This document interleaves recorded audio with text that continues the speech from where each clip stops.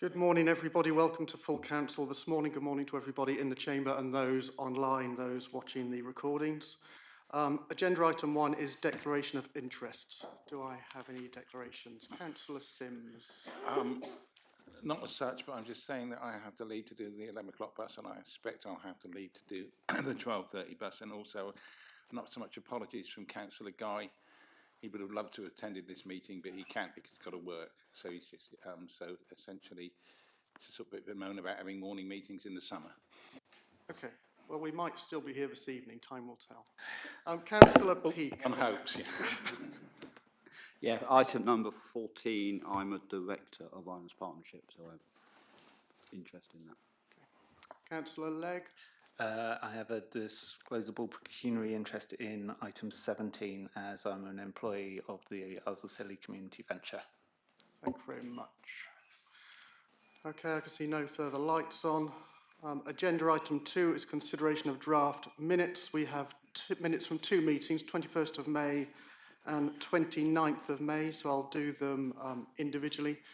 Any comments relating to minutes from the 21st of May? Councillor Mumford. I'd like to propose something. Thank you. Very much. Do I have a seconder for the minutes? Councillor Nixon. All those in favour?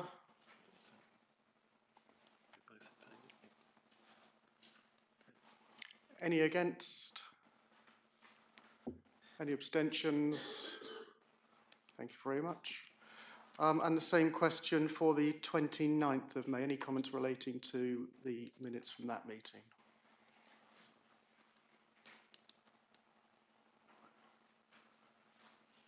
Councillor Mumford. I'd like to propose them. Thank you so much. Do I have a seconder? Councillor Nixon. All those in favour?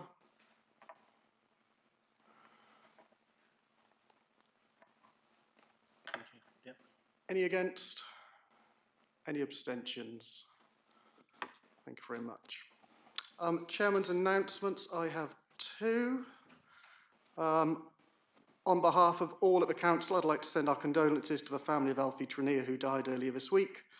Alfie was a prominent and much respected member of our community. We're grateful for the services he provided, and we wish his family the best at this time. And secondly, I'd like to recognise and pay tribute to Leslie Thomas, who after 54 years will shortly be closing her dance school. Over more than half a century, she has taught hundreds of local children and young people from her base at Sandybanks. Her commitment and dedication has been greatly appreciated, and the dance school will be much missed. Agenda item 4 is consideration of any questions received under Standing Order 14, and I have 2 questions I understand, which Councillor Marcus will read out. Thank you very much. Question 1 from Sheila Thomas. Under the paragraph skills and volunteering, I think we're referring to the Town Hall report here. Under the paragraph skills and volunteering, it says NLHF funded staff posts, director 4 years, curator 4 years, engagement 3 years, collection 2 years, 0.5 admin stroke finance 2 years. As some of all of these posts have been filled and the successful candidates in situ for well over a year already, will these extortionate wages be then paid by the council when the funding comes to an end? Thank you. No, the council will not be responsible for paying staff wages once the funding comes to an end. The new operator will be responsible for ongoing staffing costs. Thank you. In the same paragraph, it mentions 80 volunteers. I volunteered for 8 years in the old museum, sometimes doing 3 to 4 time slots a week because of the lack of volunteers. I think there was a core of 12 of us. Where are the 80 volunteers coming from? Thank you. The figure of 80 volunteers represents a cumulative total across the current phase of the project, not a standing number at any one time. It includes individuals contributing to interpretation development, event volunteers including activities, governance and project support including board members. The new centre is expected to attract broader and more flexible volunteering opportunities that weren't previously available. And it's worth remembering that the outputs and outcomes are for the period up to 2030. Question number 3, are the internships 4 ambassadors and 8 construction apprenticeship work placements paid positions? If so, who is paying their wages? Okay, the funding for these positions comes from National Lottery. The 4 internships will be available once the facility becomes operational, although there's one currently being explored at the moment. The proposal at the time of writing of the bids was to offer part-time employment to 4 young people to gain work experience, and the total allocated budget from National Lottery for those 4 posts is £23,980. In terms of the 8 ambassadors, there are 2 ambassadors per island. Their role is for community consultations and communication, development of the Off-Island Museum on the Move offer, promoting cultural activities on the islands, and the funding from National Lottery amounts to £3,600 per island. In terms of apprenticeships, the current phase is through the construction, and Stepnells have not been able to create any apprenticeships on the island, but have engaged with the school to inspire young people to consider a career within the construction sector. And there's no money, no finance associated with those apprenticeships from the National Lottery. But we have until 2030 for the outputs and outcomes to be delivered. Thank you. As you're present, Sheila, you have the opportunity to ask a supplementary question if you so wish.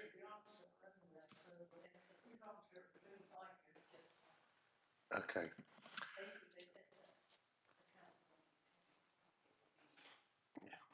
We can provide the written statement. While reading that, we'll move on to a question from John Bird. I'll take both these questions together. Who is accountable for the financial situation, and who is overseeing the quality and standards of work? Okay, so who's accountable for the financial situation? The Council of the Isles of Scilly are the accountable body for the capital grant funding, and myself as Senior Responsible Officer for the project takes responsibility for the delivery of the project, including the funding. The project board and key funders hold the project to account through regular monitoring and reporting requirements and meetings. The second question, who oversees the quality and standards of the works? The quality assurance of the works under the NEC form of contract is the responsibility of the project supervisor.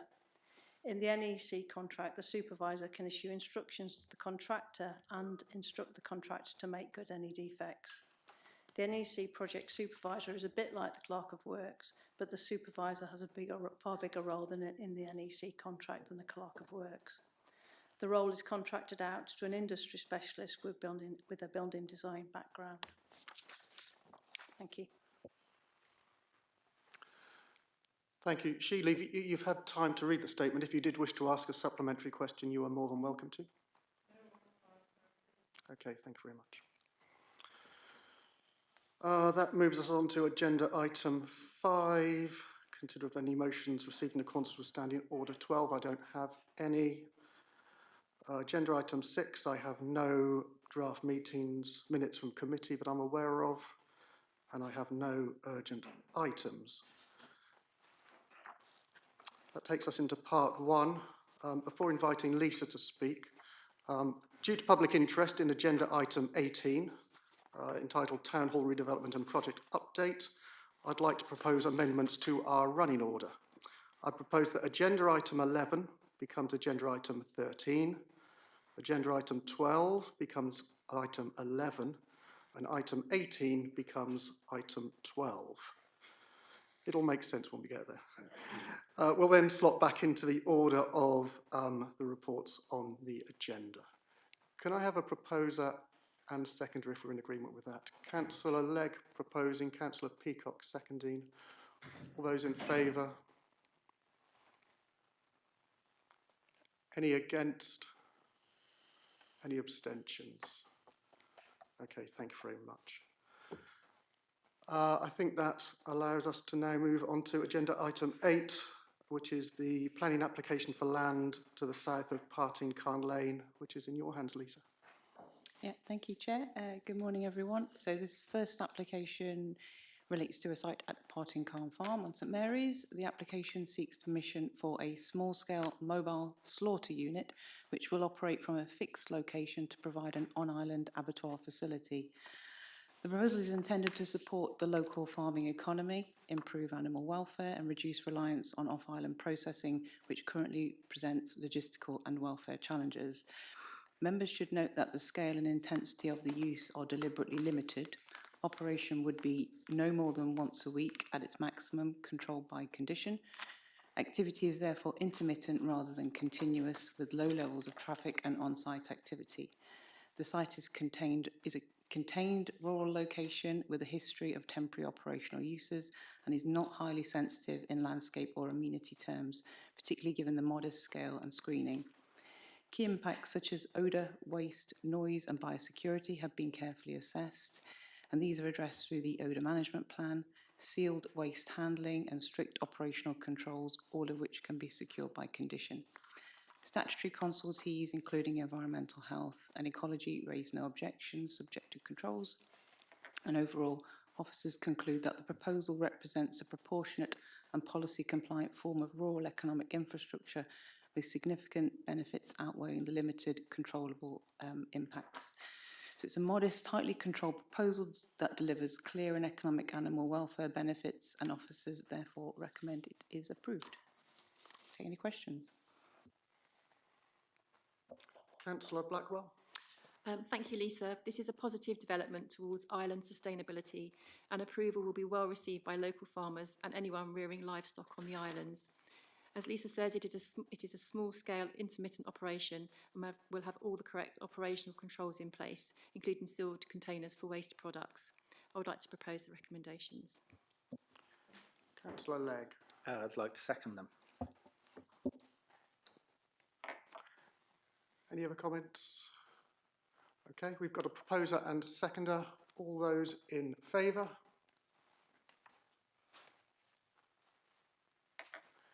Any against?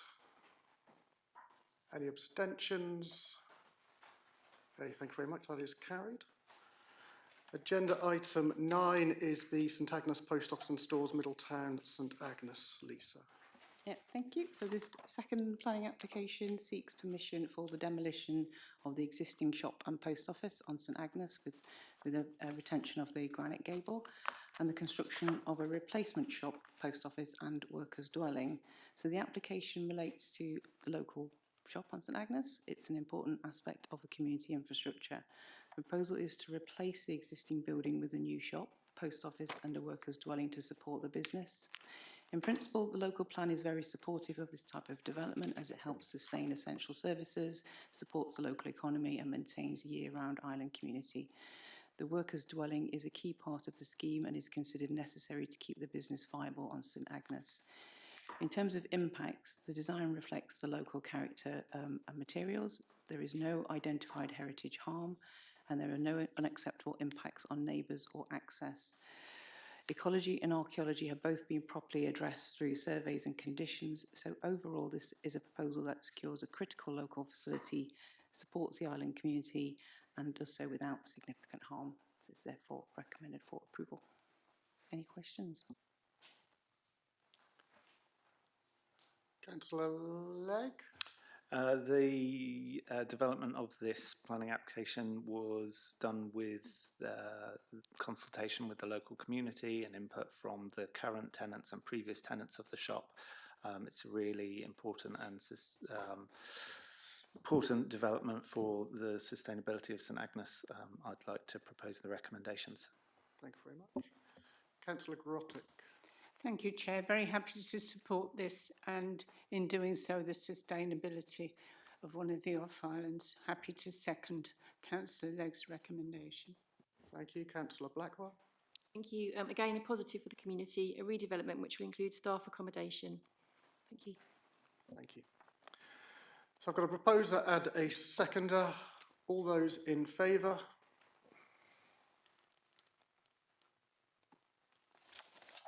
Any against? Any abstentions? Okay, thank you very much. That is carried. Agenda item 10 is our local planning authority monitoring report. Lisa. Yeah, thank you. So this report is not a planning application, it's a statutory requirement, and members are simply being asked to note the findings and approve its publication. So the AMR looks at how well the local plan is performing, and the key message this year is that the plan-led system is working well overall. And the headline messages on housing. Around 75 local need homes have been permitted since 2015, so we are broadly on track to meet the 105 homes identified in the plan. But delivery on the ground is slower, mainly due to viability and infrastructure complaints. There's a continued reliance on small windfall sites, which remain the main source of delivery in practice. In terms of policy performance, most local plan policies are operating effectively and consistently in decision making. Where issues are emerging, they are fairly targeted: pressure for larger homes under policy LC8, slow delivery of allocated housing sites, and the growing infrastructure and climate-related needs. So the wider themes is that the report highlights the increasing importance of infrastructure delivery, especially water and wastewater, climate resilience and flood risk, and ongoing pressures on heritage assets. Planning performance itself remains strong with higher approval rates, low appeal numbers, and the majority of decisions stand up when challenged at appeal. Looking forward, the AMR is particularly important this year because it feeds directly into the local plan review. It identifies where policy updates or refinements will be needed rather than any fundamental problems with the plan itself. So the local plan, I feel, is working as intended. Delivery challenges are practical rather than policy related, and the report provides a clear part of the evidence base for the next local plan. So the recommendation is to note the report and approve its publication. Thank you. I'll take any questions. Councillor Blackwell. Thank you. Thank you, Lisa. This comprehensive annual report reflects on the last 12 months and identifies where a targeted review is required. Amendments can be considered and will be incorporated in the new local plan being prepared, which will run to 2040. And with that, I would like to propose the recommendation to publish. Councillor Peacock. I'd like to second the recommendations. Thank you very much. Got a proposer and a seconder. All those in favour?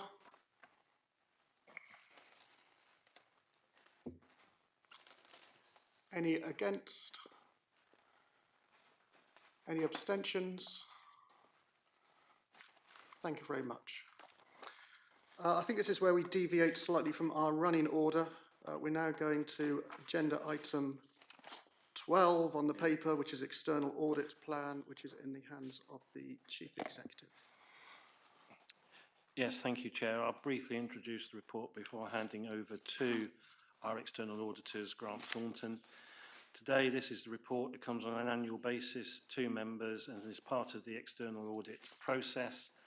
It's a requirement that those who are charged with governance approve the audit plan for the next 12 months for the work that our external auditors are going to do, and that work will cover the areas I set out in the report in 1.3. It covers the audit of our statutory accounts.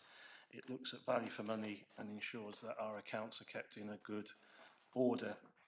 I will now hand over to Grant Thornton, and I think Beth will probably lead on this, and obviously you can ask her questions as you go. Thank you. Very much, Russell.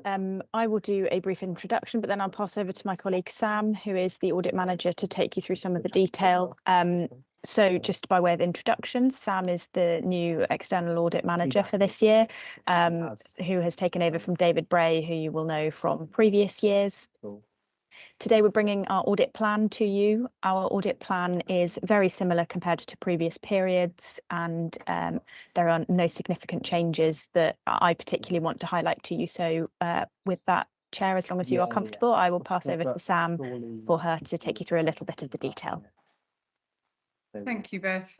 Good morning. So the audit plan remains fairly similar to what you would have seen before. We have our key significant risk areas, which are usually management, override of controls, and some of your larger estimates, such as pensions and property, plant and equipment valuations.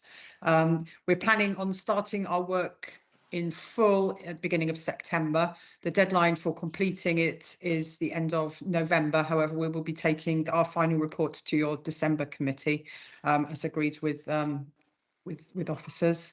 We're also planning on doing some early work during July, just to sort of get our sampling done so that your officers can work on that before we start our audit in totality. I don't have any other thing to say about the audit plan, but happy to take any questions.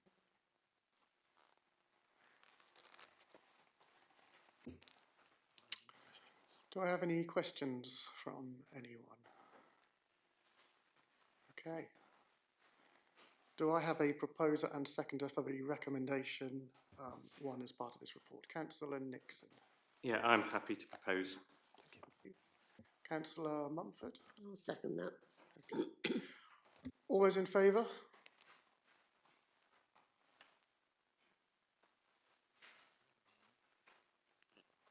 Any against? Any abstentions? Okay, thank you very much indeed. And thank you for your time joining our meeting this morning. Thank you, Chair. Thank you. We now move on, if I'm keeping up with my own self, to agenda item 18, which has been rebadged as agenda item 12, which is Town Hall Redevelopment Project Update, in the hands of Nicola. Thank you, Chairman. Thank you, members. You've got the report in front of you. What I suggest I do is do a quick summary, leaving time for the questions, and I'm sure there'll be many. Just to start off with, this has really been one of the most difficult, challenging and large projects, complicated projects the Council have undertaken. And the report sets out the reasons why we started on this journey. I think sometimes we forget when we're halfway through why we're doing it.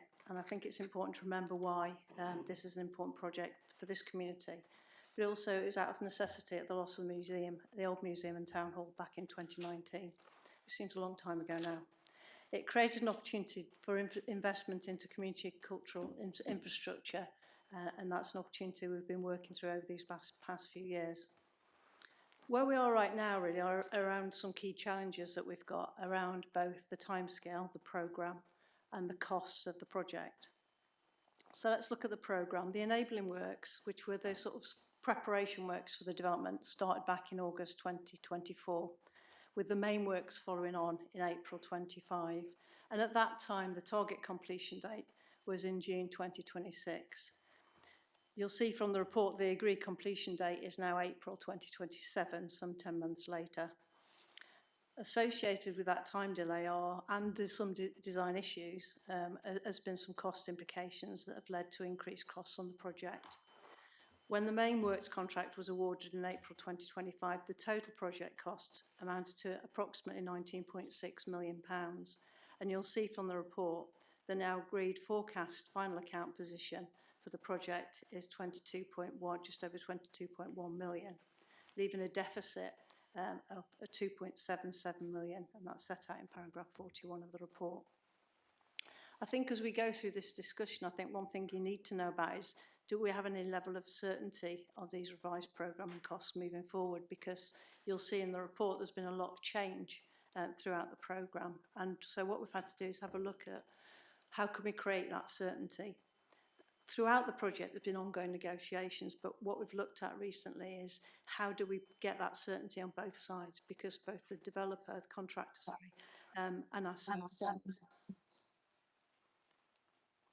the contractor and ourselves.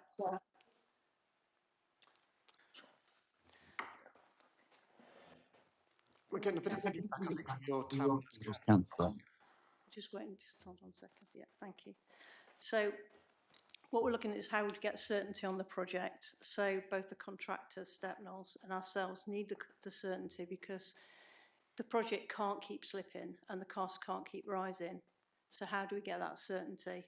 So whilst we've been going through the last few months looking at the reasons why, and you'll see the evaluation report and some of the lessons learnt there, we've looked at what the solutions might be. So looking back, it's been tricky.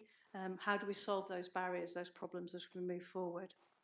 So we've looked at how we work differently, if you like, in terms of resolving the project to its conclusion. And that's resulted in a number of changes, both in terms of the members of the project team, both on the council side and on Stepnell's side, and working through the issues at an earlier stage in the process, so that when things are on site, all details are agreed. So a lot of the delays and challenges around cost have been around design issues. And partly that was a result of the way the programme played out, because when we had the original funding opportunities, they were time limited. So often we were taking leaps of faith ahead of when we had full details. That was always a risk, and a level of contingency was put into the project to deal with that risk at the time. So the report looks at what's gone on in the past, but also how we can draw a line in the sand and get to a new starting point where that history is signed off. So up until May, we had 165 compensation events that needed to be resolved, because what you find is all your project resources looking back rather than looking forward. So working together with the Stepnel's team, we've agreed a line in the sand position that is established through what's called a letter of comfort, which is a most unusual thing to have on a project of this nature. So I've never had a project where we've been able to get a letter of comfort from the developer. That letter of comfort, I think, is reassuring because it shows now that they are totally committed to the completion of the works, and they've put this on record, that they want to continue to work in a manner of mutual trust and cooperation, and that they commit themselves to a completion date of the 28th of April on the budget that's now been agreed. So I think where we are now is, if we do go down the route of completion, which seems to be the route that all the funders want us to reach, is how do we get there? Because that additional cost is a substantial amount of money. And in the report, you'll see a lot of the funding we started off with is no longer available. The only opportunity for sizable contributions for capital grant is from the National Lottery. So we've been working very closely with all the funders, but National Lottery in particular, around what's the likely ask that we might be able to make as an additional third bite of the cherry with the National Lottery. So there's been some very good discussions and very supportive discussions with the National Lottery about what that might look like. But what's really apparent is the need to have some match funding from the council. They cannot give us 100% of that money. It's really important that the council seem to also step up, and we've asked other funders, but there's no one else at the table. So the ask today is for an increase in the council's contribution to allow us to move forward with the bid for that National Lottery funding for a meeting on the 10th of September, where their regional committee would consider our application. So that project completion is dependent on the additional funding. And not only that, this new way of working, this stronger project management team approach, with Stepnel's using their principal designer to work with us more closely to resolve issues before they are on site. So you'll note in the report the cost of borrowing to support any uplift from the council, for the council, of around about just under £800,000 is a contribution of about £55,000 per year in revenue costs for the borrowing. That's going to be challenging. That means that as a leadership team for the council, as officers, we need to work together to make the savings required to make that possible in forthcoming budgets as we set the budget for the next financial period. So in summary, the council's in a difficult position. To finish the project requires additional resource. This will unlock the funding, further grant funding, to see the project through to completion. And with the greater level of certainty that we now have, that we have the greatest level of certainty we'll ever have to get the project to completion. It's difficult to promise anything, isn't it? But I think with the letter of comfort that we've got from Stepnel's, that's the first time I've known that happen, that we've got a written commitment from the contractor to get this project over the line to that, both that timescale and to that budget. The recommendations are on page 1 of the supplementary agenda pack.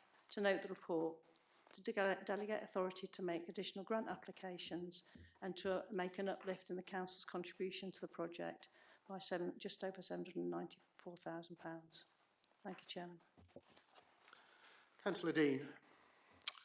Thank you. Yeah, this is uncomfortable. I won't deny this is not a very nice place to be, to come back to council and ask for another £800,000. But I think to put it in perspective, we have to go back to the very start, where we were in 2019, as Nicola has said, and what's in the report, where we had the old museum was condemned. Now, I know there's some discussion about whether it should have been or not, but it was condemned. It was surveyed and said, I remember the meeting, I'd not long been a councillor, and we had a dark, dingy meeting in here. It felt like a war room where Craig Dryden told us basically that the museum was about to collapse and we had to get people out of the flats, and you know, it was just horrendous. And anyway, so that's where we were. So we'd lost the site for the museum. The town hall was already in disrepair. You'll remember chunks falling off the ceiling and the walls in the old performance space, so we couldn't use that. The stage had already been condemned. The 70s extension, the bit between the old town hall and Spanish Ledge, was, well, I don't even know what the words are to describe that. It was pretty poor. I remember me and Councillor Williams being on the roof of Spanish Ledge looking across at it and thinking, my God, how is it still standing? So that's the position we were in. Now, what we were faced with was the possibility of having to pay the Museum Association, compensate them for the rest of their lease on the old museum, which was substantial. It was about 50 years from memory. And some of the numbers that were bandied around, the Chief Executive might be able to put some clarity on this, but I seem to remember £4.5 million was mentioned. And there was also the inevitable cost of doing repairs on the old town hall, which, again, from memory, were about £2 million-ish. And that was in 2019. So what those costs would be for the town hall now would be, you know, as we know everything's gone up, would be at least double that. So anyway, at the time we were looking at a bill for the council of between £6 and £7 million, completely funded from the council. So then this project was developed, and it enabled us to give us a new home for the museum, and it enabled us to repair the old town hall and bring it back to life, if you like, to get our performance area back. So we would have a home for the museum, which, you know, as I'm sure you're all aware, is an internationally recognised collection of artefacts. You know, it was created for the Nornall treasure. There's since been the Briar sword, blah, blah, blah, lots of maritime history. It's a huge collection. It's really important, and absolutely it should be displayed in the best place we can do for it. And also we've missed the town hall. You know, when I was first living here back in the early 2000s, there were regular town hall discos, there were markets, there was music, there was panto theatre.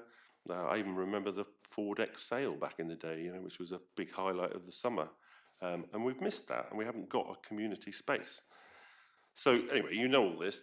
And so anyway, the project was developed. The initial contribution from the council was £1 million, which was all agreed. It's since gone up to 1.4, and now we're asking for another 800,000 to bring the total contribution up to 2.2 million pounds on a project that's costing 22 million pounds. Now, I'm not going to even try to justify 22 million pounds. You can't. 22 million pounds is an inconceivable amount of money.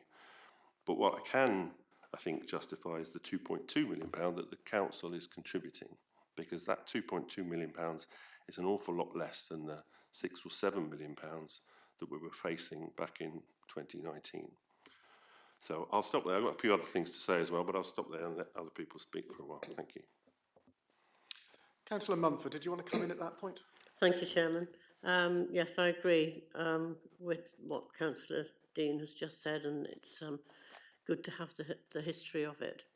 I've been in favour of the Museum and Cultural Centre project from the start, and believe it will be a positive contribution to our community and tourist trade.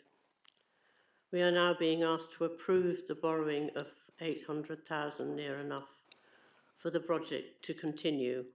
We have three options, all costly: stop the building, reduce the project somehow, and borrow the money for completion to go ahead.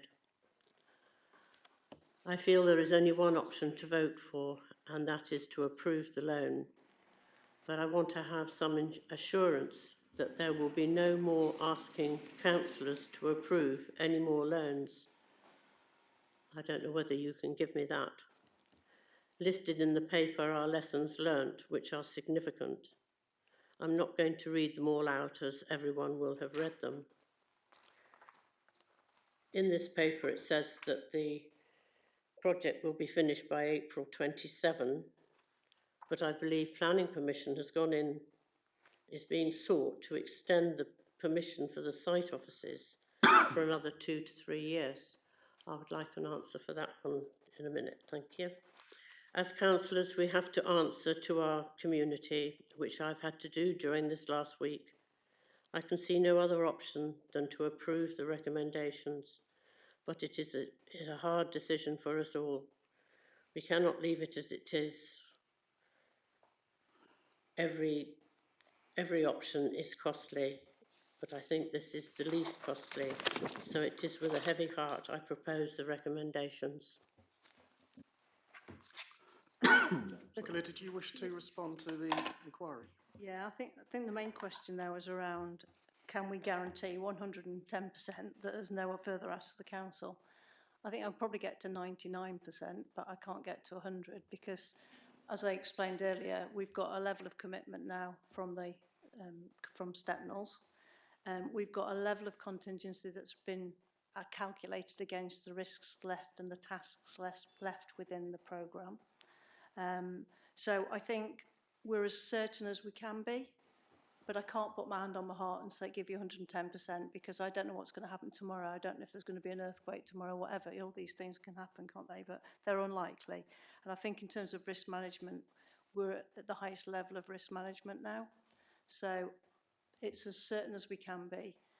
We're getting closer to the end of the project. And as the Stepnels have pointed out, come September, it becomes a very normal project because you're watertight. You've in effect got 3 elements to a building. It becomes normal. Up until now, it's been quite a challenging and abnormal project in terms of getting it out of the ground, a building built on sand in a listed building with close proximity to other buildings as well. So it's been a challenging logistical build as well as a historic build. So we're out of the woods, but we're not over the finish line yet. And the planning permission that's going in for an extra 2 to 3 years is... Yeah, so what we've found in the past, we put plan applications and have to keep renewing them. So we put the plan applications in for over and above what's necessary, just so that there's no need to renew it for the future. But it shouldn't be necessary with the commitment we've now got from Stepnels. They want to be off-site as well. Thank you. Councillor Peacock, I think your light was on, then you put it off and it's... Yeah, sorry, I was letting other councillors comment. I've got 2 or 3 comments. Obviously, I sit on the flood committee away from the islands, and 20 million or 23 million sounds like a massive figure. But when you look at the other infrastructure projects that I look at and I pass out, and especially when we were sitting on, as well with Share Prosperity, I'd like to reassure residents that this isn't necessarily as big a figure as we think it is. I think we're actually paying what we'd expect to pay for this project.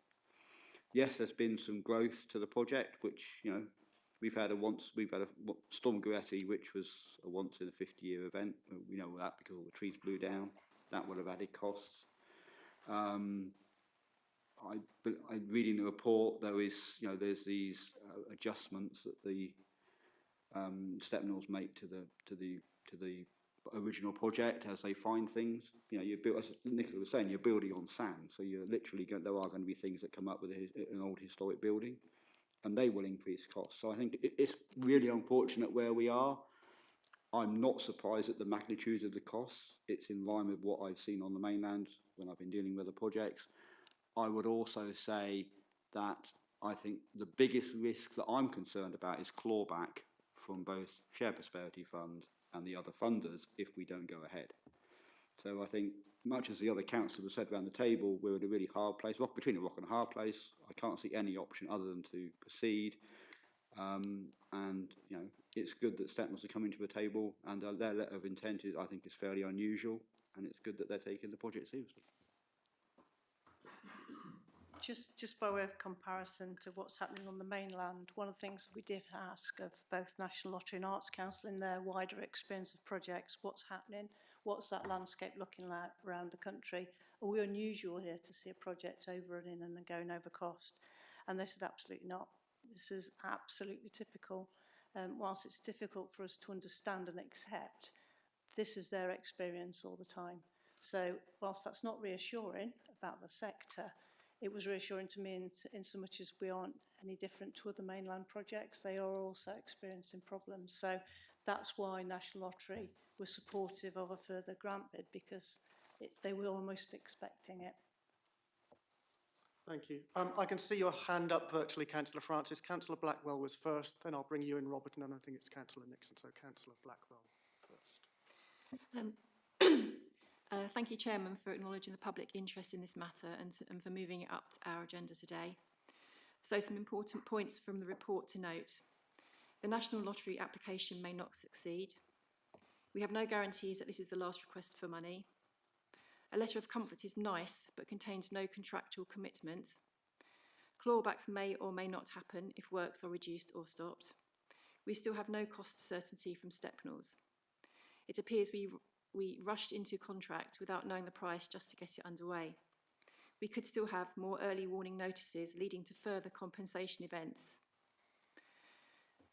The repeated use of the phrase lesson learned is deeply frustrating as it appears to normalise serious errors that have continued to cost the council and the community dearly. The loan repayments would place a further burden on an already pressured budget, with the financial consequences likely to continue long after those responsible for the original decisions have moved on. According to a report from Grant Thornton at item 12, whatever it is now, our financial sustainability has significant weaknesses and plans to use our reserves. This is before we approve a further loan. Members have had these papers for less than a week and most have not received minutes of the museum project meetings, leaving insufficient time to properly assess the consequences of this recommendation. The report steers us towards one outcome, but offers too little explanation of the financial, operational and service impacts that may result. Many people in our community are deeply unhappy with this project and the way it is unfolding. From the information before us, it appears that the council cannot afford these loans without significant pressures or loss of services for years to come. Members have only had 6 days to consult and question, being far too little time for a matter this complex with such a high degree of borrowing, compounded by previous borrowing, let alone the interest implications. In all honesty, this matter needs to have written assurances from the auditor on the long-term impact. Our budget was set in March and no additional request was made for funding them. Councillors approved the last 2 funding extensions on the clear understanding that no further funds would be required. We are now being placed in a position where approval of these recommendations feels almost unavoidable, but there are always options.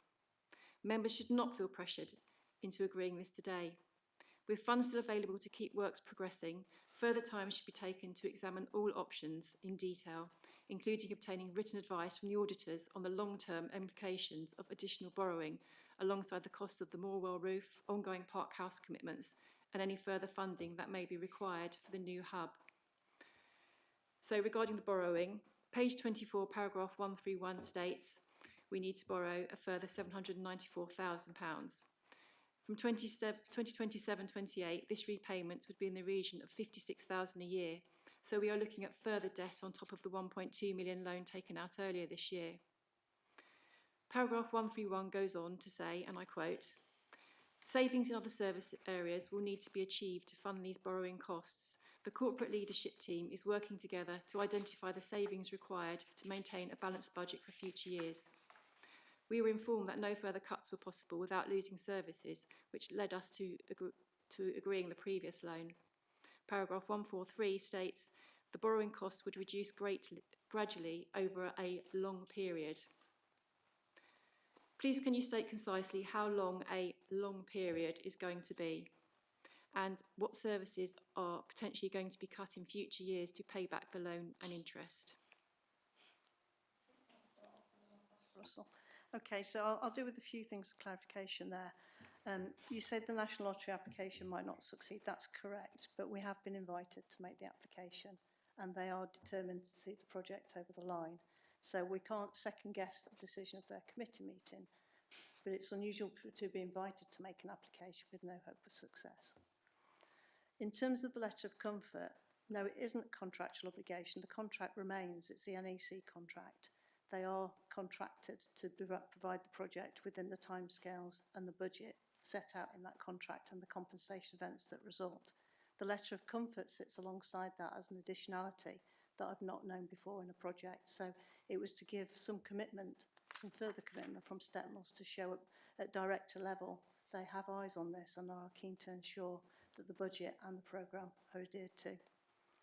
In terms of commitments for changing the way we're working, is it working? Are things changing? Have we got a different pattern of working now? I think that's we're already starting to see that. In terms of early warning notices, we had 239 previously reported. So month by month, that was going up by 20, 30 early warning notices a month. In the last month, with the new ways of working, just 5 have been raised. So I can see there is a change in pattern and behaviour on both sides there. But the timescale is critical. You're talking about some additional steps you'd like to see. But the timescale is critical because if you look at the note on the cash flow, we will run out of funding in the 3rd quarter of this year. So we haven't got much time to play with. And the National Lottery sit in September to give us sufficient time to get funding in place to continue with the project. If we wait for later dates, it's unlikely that we'll have funding in place. So there is a cash flow implication. And also other projects may be funded ahead of us in terms of what's been put before National Lottery to use their funds. So there is some urgency to this. And in terms of savings for future years and how that funding will be programmed over 40 or 50 years, I'll leave that for Russell to respond to. Yeah, responding to the question of the length of the loan, the policy of the council is that our capital borrowing is over the life of the asset, the length of the asset life, limited to 50 years, so it would be over 50 years the loan would be, i.e. with a repayment of 2% per annum under our minimum revenue provision policy, plus the interest on that debt as it does slowly reduce, but it will be over 50 years. Thank you. Just briefly, I too want a town hall with public space for the events Tim described, but this is a serious amount of borrowing which will affect the community for seemingly 50 years to come. We need to fully understand the impact on public service delivery before we take on this serious commitment. I would like to propose a recommendation adjourning any decision on additional funding until the full budget implications of the options are prepared and audited, including details for planned savings in service areas. Thank you. Could you just, were you proposing something else? And can I just pick that one up? Certainly. I would like to propose a recommendation adjourning any decision on additional funding until the full budget implications of the options are prepared and audited, including details for planned savings in service areas. Okay. Before looking for a seconder for that, are you happy for the debate to carry on a bit longer and then we can pick that up? Thank you. Councillor Francis, I think you were next. Thank you, Chairman. This situation is obviously extremely concerning for all of us, and I am fully aware of the concerns of our community around this, and of course us all as taxpayers. But I think Councillor Dean summed it up for us extremely well early on when he pointed out the options to us and what we were already faced with before this project. I have to say, the whole project has been a complete and utter disaster area, and I am appalled with how the contractor Stepnells has operated during this contract. I just, it defies belief when our members of the community have to walk around this project and see the lack of effort, the lack of commitment, and all the excuses that are thrown at the council for lack of delivery on this project. And if there was any way I could, we could find to remove the contractor, then I'd be in the front of the queue to get that sorted. However, we're not in that situation. And I would like to say that, with all the concerns around this project, including my own, we have to be pragmatic about this, and any other option, as pointed out by Councillor Mumford, is actually going to cost us more money. So frankly, we don't have an option. We cannot lay ourselves open to further costs. We're going to struggle enough to deal with this one. So unless somebody comes up with some brilliant solution that we haven't got in this paper, then I think we have to go forward and we have to complete the project. We have to stump up the money. We have to get the rest of the money from our sponsors, if hopefully they will deliver that. You know, we're not really left with an option. And I would like to say before I stop speaking that I think Nicola Stinson, our officer in charge of this project, has been brilliant. I know our project team as well, and Nicola, all of us have to accept some criticism in all this. But she's had an extremely difficult task dealing with this contractor and everything to do with it. And I want to commend her effort and commitment to this council in all the work that she has done. And I don't feel that she should be a scapegoat in this. We're all in this together. One thing I would ask is if council is minded to go forward and give this extra money to the project, then I would ask our chief executive to spend, I know he's very, very busy with everything running this council, but I feel that he has to step in now and help Nicola get us through to the end of this contract, because I feel that she needs this help and support. And with Russell's experience around finance and contracts and so on, I think we need to ask him to step in and help her as much as he possibly can. And I think we have to as well, if council is minded to take this forward, then there has to be an absolute grip on every stage of the works from here on in. This new project manager has got to give every focus to this work and keep our project board fully up to speed every week of the rest of this contract to make sure that we don't have any further slippage and excuses from the contractor. I'm not, you know, a letter of comfort does nothing for me. They've now got to act as a contractor and step up and get this project completed and delivered. Thank you. Thank you, Councillor Francis. Councillor Nixon, I think was next. Thank you, Chair. Yet again, we find ourselves stuck between a rock and a hard place.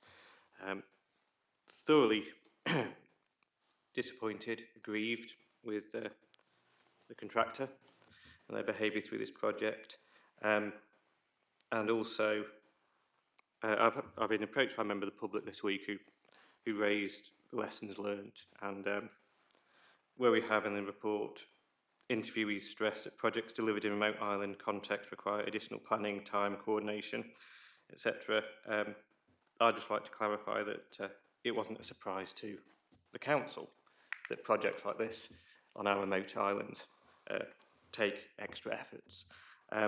I'd like clarification, please, that assuming that we approve the loan and that obviously the project continues to overrun, that any knock-on to other building projects that are in the works won't thoroughly disrupt the town.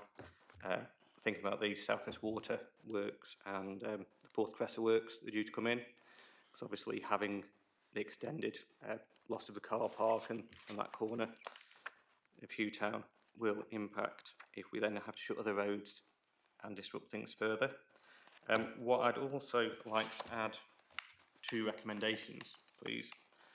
The first, following from what Robert has just said, is that at each and every full council we have an update on the project, not only to keep us as councillors up to date of any issues, any delays, but also to ensure that the community are fully kept informed. And secondly, I'd like to request a Part 3 report brought to full council where we can actually dive fully into the issues. I understand that some issues will be commercially sensitive, not out there in the public, but I think as councillors we need to see every delay, every reason, every excuse that Stepnells have put forward on this project. Thank you. Again, I'm not going to ask for a seconder on that one just yet. I'm just going to let the debate flow. I think Councillor, did you wish to come back on that, Nicola? Just to say, every month that we do have the project manager's report, and if you wanted a report to each council, that would be the obvious conduit to do it through. Yeah, that would make sense. And then it's not duplicating any work, it's there for project board anyway. Thank you. Councillor Sims. Well, I didn't miss any of it because I listened to Courtesy of Islands FM when I drove around the island. It was the most thrilling bus ride any of my passengers have ever had. I would like to endorse what Tim said. It's a bad situation and we've got to make the best of a bad situation. I have some sympathy for Lynn's wanting a deferment, but I could get clarification from Nicola on this. We're looking for some additional money from the National Lottery, and if we defer, that puts that very severely at risk, I would assume. Just repeat that last bit. I didn't catch the last bit. We're looking for national lottery money, yeah. Yeah, I mean, we want 2 million, and we're putting the amount we've got on the table in, and I imagine that the funders' contribution would be contingent on us doing that. Yeah, so they wouldn't entertain a grant application for 100% of the uplift. They need a contribution from a council that provides what's called match funding. So they would never provide 100% of what's required. Oh, that's fine. Yeah, so I just wanted so a deferment would put that at risk. And a wider context to this, now, this all started 3, 4, maybe 5 years ago. And it was a result of the government's levelling up funds and everything had to be done at a terrific rush. And when we actually had to go out to get contractors for this, there was an awful lot of doubt that we would get anybody to tender at all. And when we did get people to tender, 2 dropped out and we ended up with Stepnel's because it was a seller's market then, and it all had to be done really hurriedly. And I get the impression really now, in hindsight, it's a wonderful thing that everything happened a little bit too quickly because of the structure that the government were putting in. All the funds had to be allocated at a certain point, the finishes dates and everything. This has happened an awful lot with a lot of projects that have been funded by shared prosperity and levelling up. It happened all very quickly, and it put enormous pressure on the sector because there were so many of the companies that could do this work were actually tied up with other projects, and a lot of the projects involved in coming from levelling up have sort of fallen by the wayside or have gone over budget on this. So I think that a lot of the problems that have developed over this project, and I do agree with Robert's comments regarding the contractor, have been because the nature of the process made it much more hurried than it would have otherwise been, and which made and that made the risk, higher risk, slightly more acceptable. And also you've got to put in the back picture of this, if we didn't do this,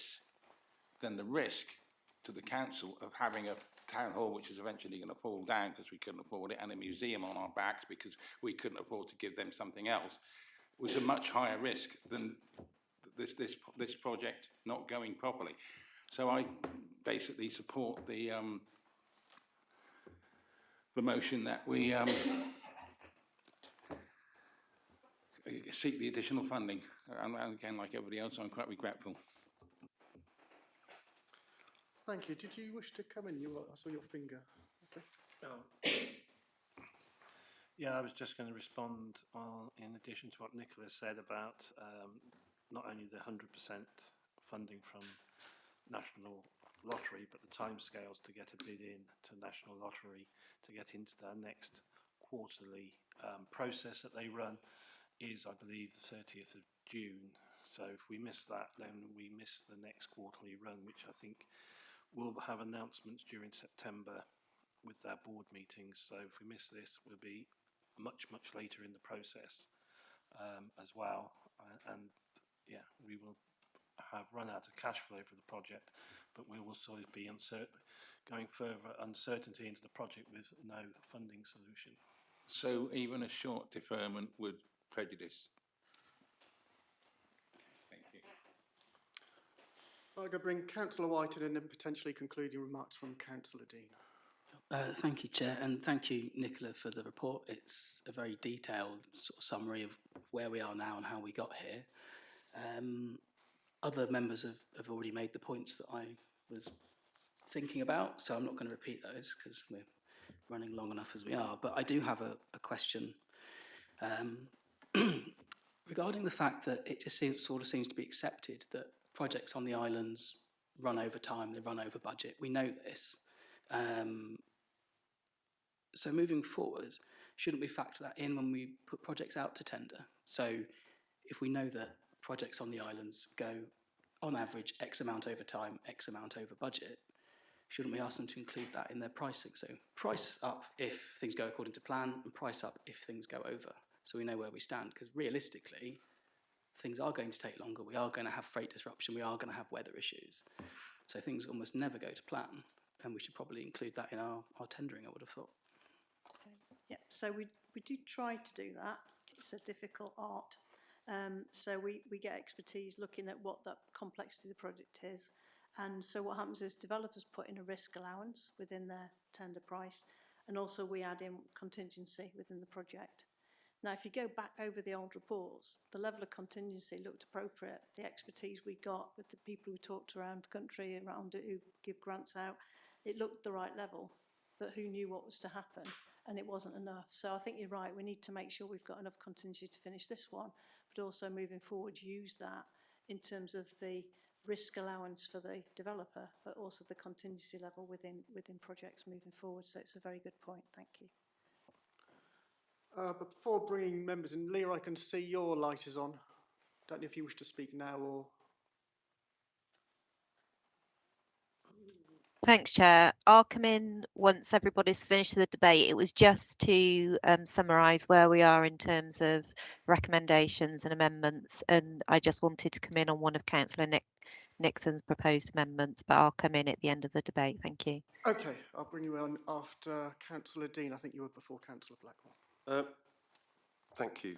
Yeah, I was just going to make a couple of final points, really. One is that the cost of the borrowing has been said, £56,000 a year to start with, and then gradually going down. It does also have to be noted that we are at the moment, I don't believe this is confidential, I can say this, we are compensating the Museum Association at the moment. I don't know if I can say how much by, but a significant amount of money, which would obviously not be paid once we've completed the build. So that kind of balances it a little bit.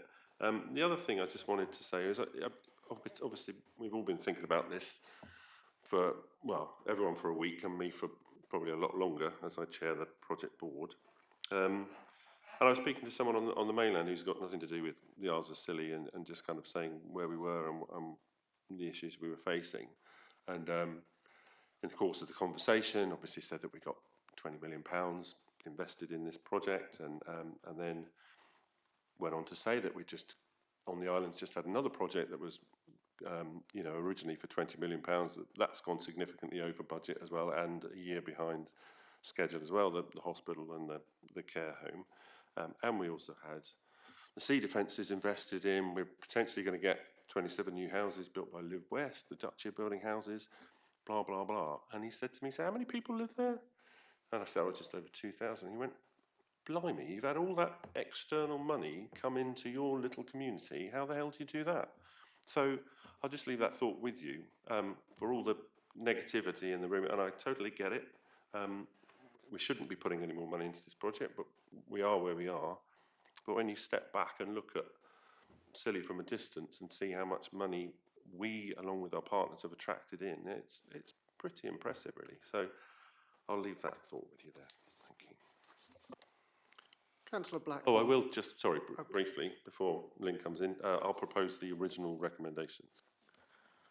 I think we're going to have a long talk about recommendations in just a minute. Councillor Blackwell. Thank you. Just a brief point to note. I just want to remind councillors, we have no confirmation from the corporate leadership team as to what services are going to be lost to pay back this loan. It appears we are rushing in again, and we should really understand what we are signing our grandchildren up to before agreeing the loan. Thank you. Thank you. Okay, so that was a decent, healthy debate. I can see no further lights on. We have the 3 recommendations on the paper today. I'm aware Councillor Blackwell has put an additional recommendation, and then Councillor Nixon has put 2 additional recommendations in. So I'm going to ask Leah, who is our monitoring officer, just to hold my hand through what we do next. So we need to deal with the amendments first before we go back to the substantive recommendations. So if we deal with the first amendment we received, which was Councillor Blackwell's, if Councillor Blackwell could read that proposed amendment back out again, and then we can find out if there is a seconder for that amendment. Thank you. It's a recommendation rather than an amendment. I would like to propose a recommendation adjourning any decision on additional funding until the full budget implications of the options are prepared and audited, including details for planned savings in service areas. Thank you. So, do I have a seconder for that proposed recommendation from Councillor Blackwell, please? I cannot see a seconder, Councillor Blackwell or Leah, for that one. yep, so that one fails. And then we have Councillor Nixon's two proposed amendments. So that is two additional recommendations by way of an amendment. That at each full council there is an update report relating to the town hall, and then secondly he asked that a part 3 report be brought before full council on, and correct me if I'm wrong, Councillor Nixon, on the project management and contractual matters relating to the town hall. My only advice on that second proposed amendment is just that ordinarily one only brings a report to full council when there is a decision to be made, and so if you were wanting the part 3 report to just be informative, I would suggest that an all-member workshop is more appropriate, but again that is a matter for members. You just need to take my advice into consideration. Just in terms of that last point, I think if we were to look at the project management and contractual matters, it would be useful to have the project team with us, so the consultants, so that would lend itself more easily to a workshop if that's helpful. Councillor Nixon, do you wish to? I'm happy it can be a workshop. The main purpose for it is to be our own lessons learned, really, so that going forward, when we're looking at big projects as councillors, we're aware of where this one has slipped, shall we say.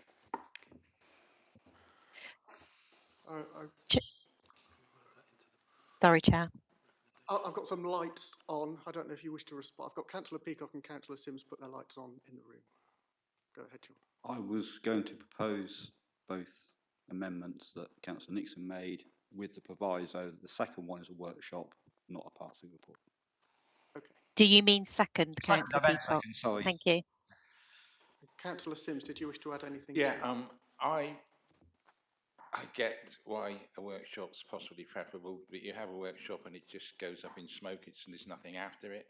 I just think that it probably we could do with a more formal discussion, and possibly members would make recommendations. So I would much prefer a more formal discussion than a workshop, because the workshop finishes, job done, and nothing else happens after that. There's nothing material after it. But I do see why it's problematic. Chair.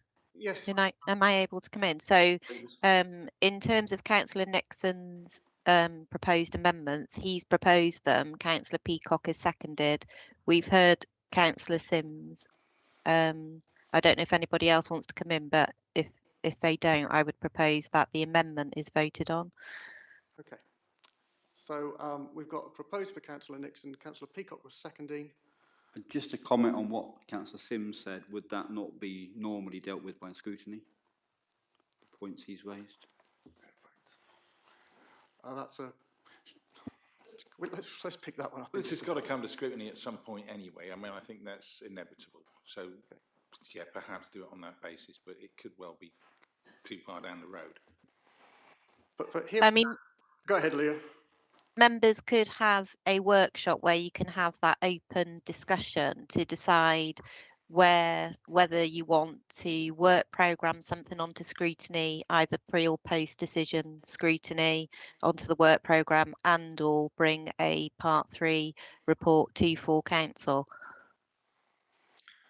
Okay, so just for my clarity, can I just ensure we know what we're voting on now? Can you just clarify what, we've got a proposer and we've got a seconder, but can you just clarify, Leah, what we are about to vote on? Yep, so Councillor Nixon has proposed 2 amendments. It's just the amendments we're voting on at the moment. the first amendment, which is an additional recommendation at each full council, an update of the town hall project be brought before full council, and that secondly, a all member workshop be held on the project management and contractual issues relating to the town hall, and I believe that was seconded by Councillor Peacock. Okay, so we can now go to the vote on that. On the amendments, yes. Okay, all in favour of what Leah's just spoken to us about?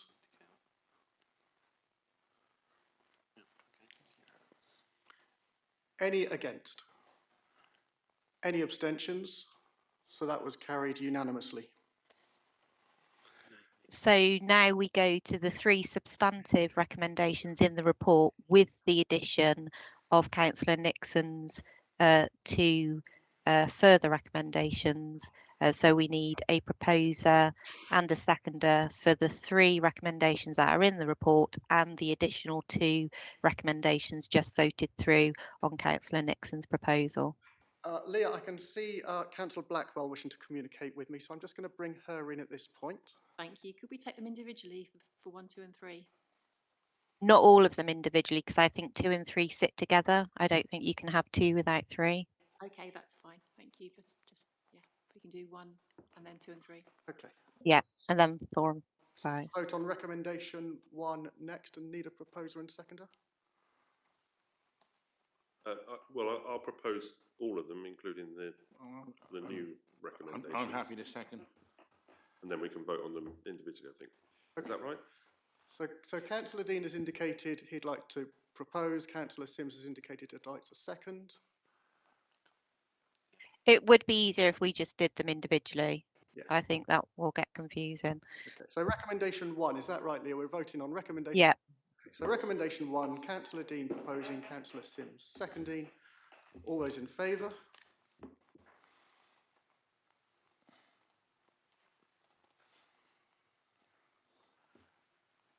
Any against? Any abstentions? So I believe that was carried unanimously. Councillor Sims, I can see your light is on.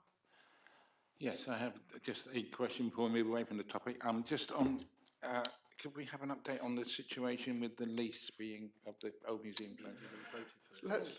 Can we just get through the business first, otherwise? Huh? We're doing all the recommendations singly. Oh, okay. So Leah, I think that was recommendation 1 carried, and now Yeah.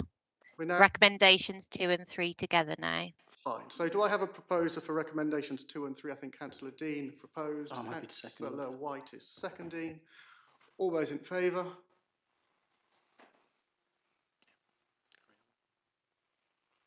Any against?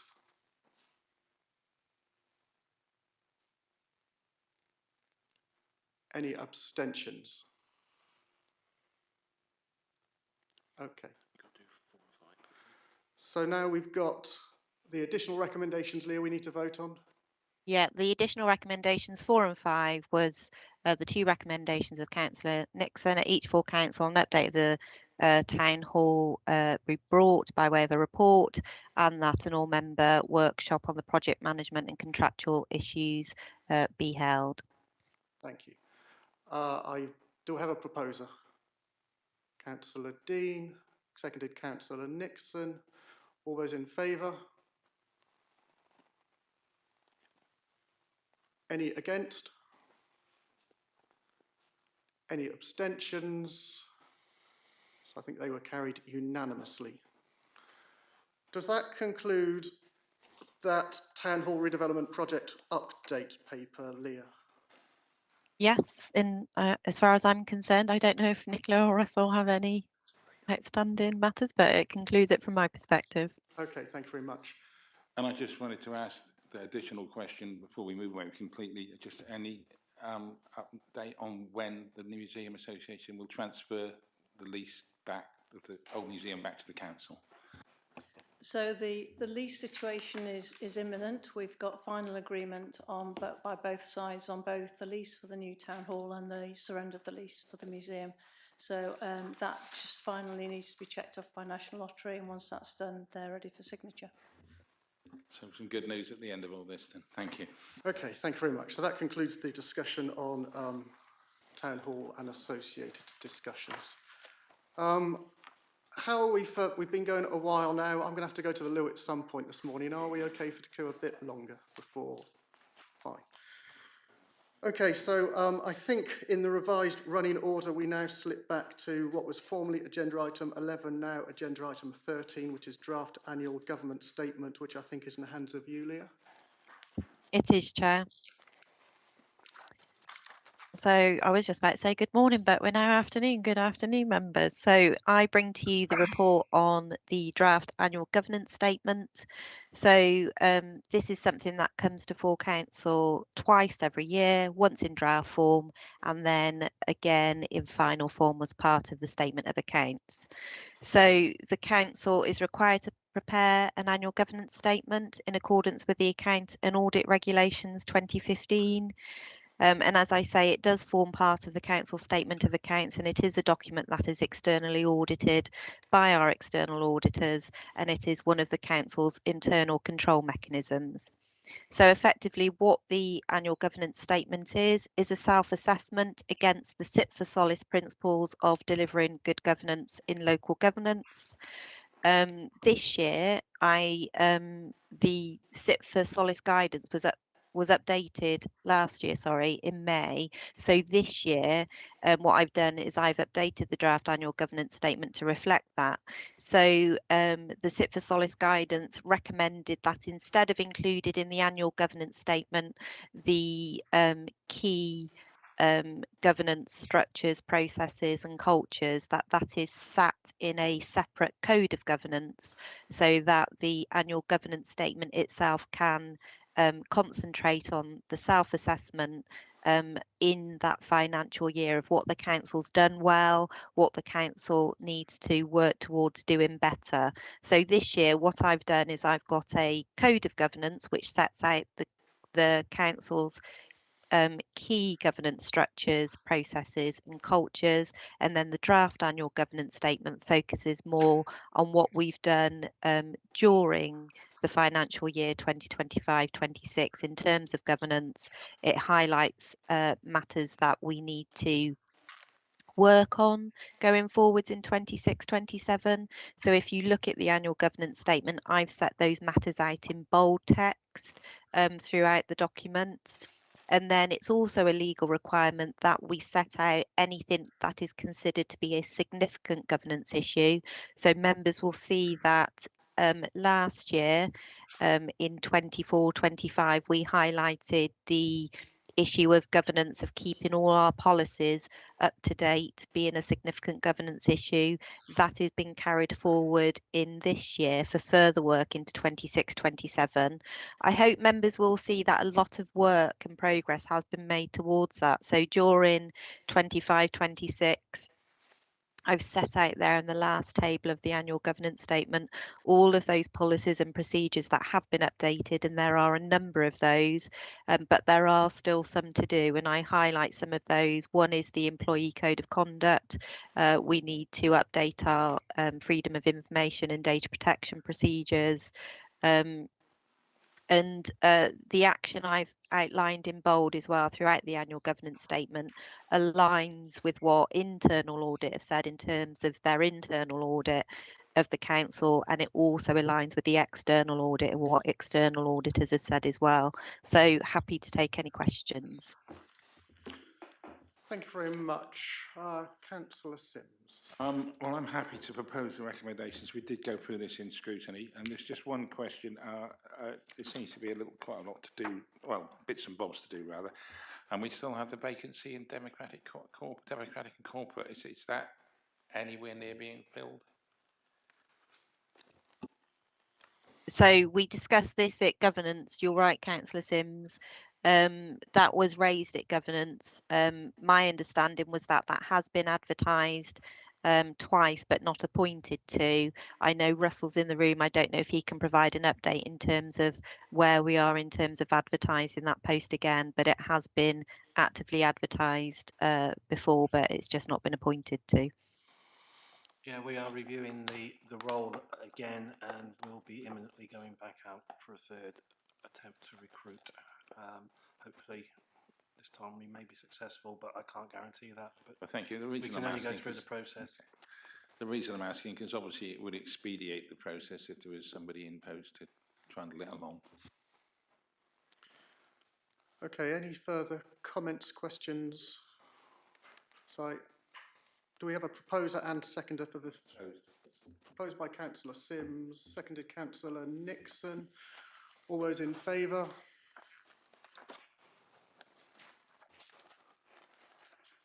Any against?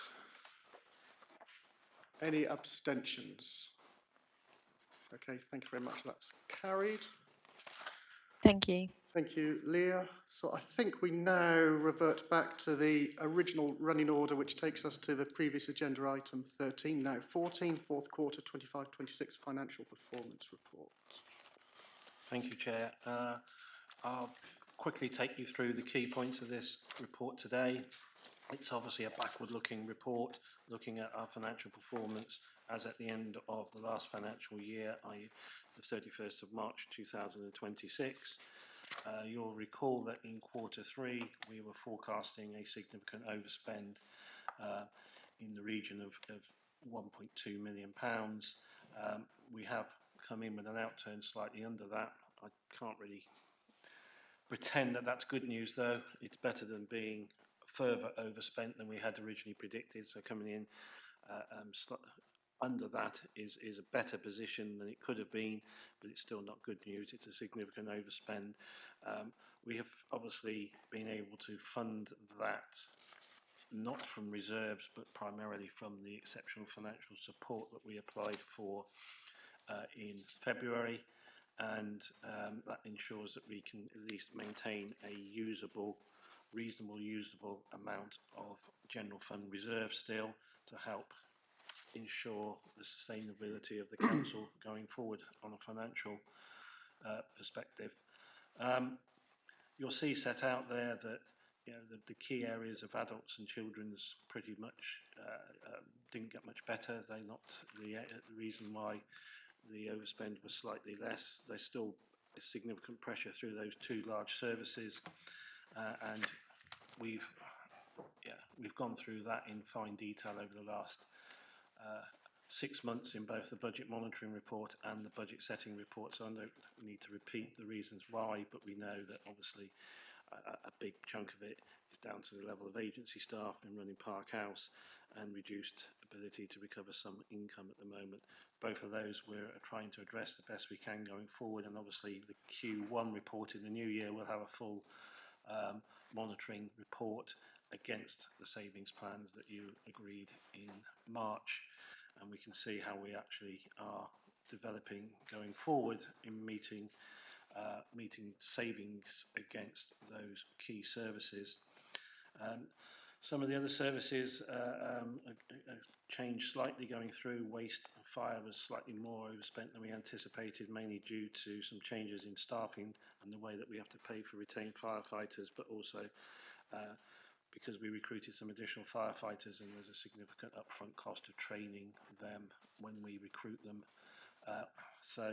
But we are well recruited, and we should see the benefit of that in this financial year, in the fact that we've paid for their training and we won't need to repeat all that training again, which is quite expensive. So again, a very disappointing position to overspend by that amount. We've managed to get the funding from government. We know that's borrowing, and that is putting further pressure on, which we've built into our medium-term financial plan. But obviously it's not a great position to be in. As we go further through the report, you'll see that various things like the airport, the numbers there were a little bit lower than we anticipated in terms of the number of passengers, but actually we can say when you look at the financial report, we actually generated slightly more income at the airport last year than we anticipated. So although that's been a little bit of a millstone in recent years, it wasn't such a problem last year. Capital programme is set out there on, I think it's page 211. You'll see that we did spend up quite close to our the latest forecast of 11.5, we got to 10.5. There are some percentages there that you might think, oh, we've overspent. These are just timings between years. So we're looking at a snapshot of just looking at what our original anticipated spend was in the 25-26 year, and they aren't actually overspent in total over the total project life. So moving on, I won't bore you much longer, but obviously council tax rates, just one to be mindful of, that our collection on council tax has been down in the last 12 months. There was a slight improvement in the last quarter, but we're still below the target we set ourselves, and it's something that we need to bear in mind going forward. The level of council tax isn't at the levels that we've been collecting previously. We have put that allowance, we did reduce the target and the amount of income that generates into our medium-term financial plan going forward. So we have addressed it going forward, but we still need to be careful monitoring that that doesn't go further down. And I think at that I will leave it and take questions, and assume that members have read the remaining part of the report. Thank you very much. I'll bring Councillor Nixon in first. Thank you, Chair, and thank you, Russell, for the report. Got a few questions. Just want to go through with you, if I may. First of all, point 2.5 about the overspend for waste and recycling services. Seems to be a typo in there. They were saying that the overspend of 164,000 is an improvement on the forecast of 31,000. So we can have the real views in that one. Please, obviously, that's going in the opposite direction. I also wanted to check with you on the airport. Obviously, the numbers were lower than we thought for Q4. Obviously, so far this quarter, colloquially at least, we seem to have quite a few issues with flight numbers at the moment, both through the weather and other issues where we're having a lack of flights. Does that make us more vulnerable for this period for our current estimates for Q1 of this year? Other ones I just wanted to check in with you as well was, obviously at the point in the report you didn't have a date yet on the waste disposal contract. Are we aware of when we might actually get the contract in place for that as yet? So that's point 3.2.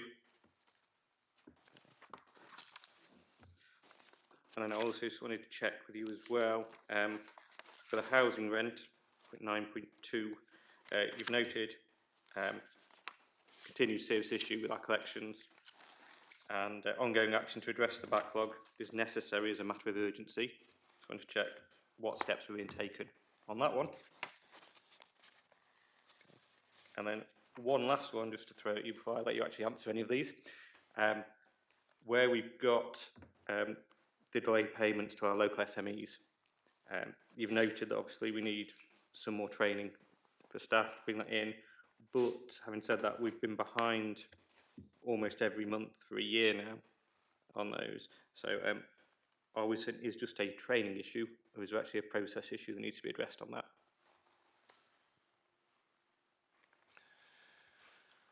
Okay, in terms of the first question, the waste, it sets out there that obviously our overspend was slightly lower than anticipated at the year end, mainly due to additional income.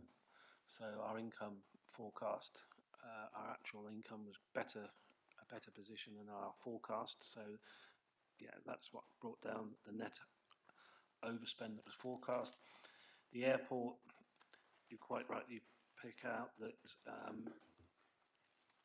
the current year, which obviously this report doesn't do, but yes, there is obviously a challenge at the moment, as we all know, with the amount of activity, both through the weather and through some of the issues around the operators. We did try to get some fixed price arrangements in place. We managed to get it in place with one of the operators, but not both. So we are vulnerable to reduced numbers through one of the operators, and obviously the weather we are currently experiencing won't be helpful to our numbers next year. We'll have to see how long it goes on for, because we do lose a number in the year if we've got it all lost in June. Maybe if last year we lost quite a few days in July.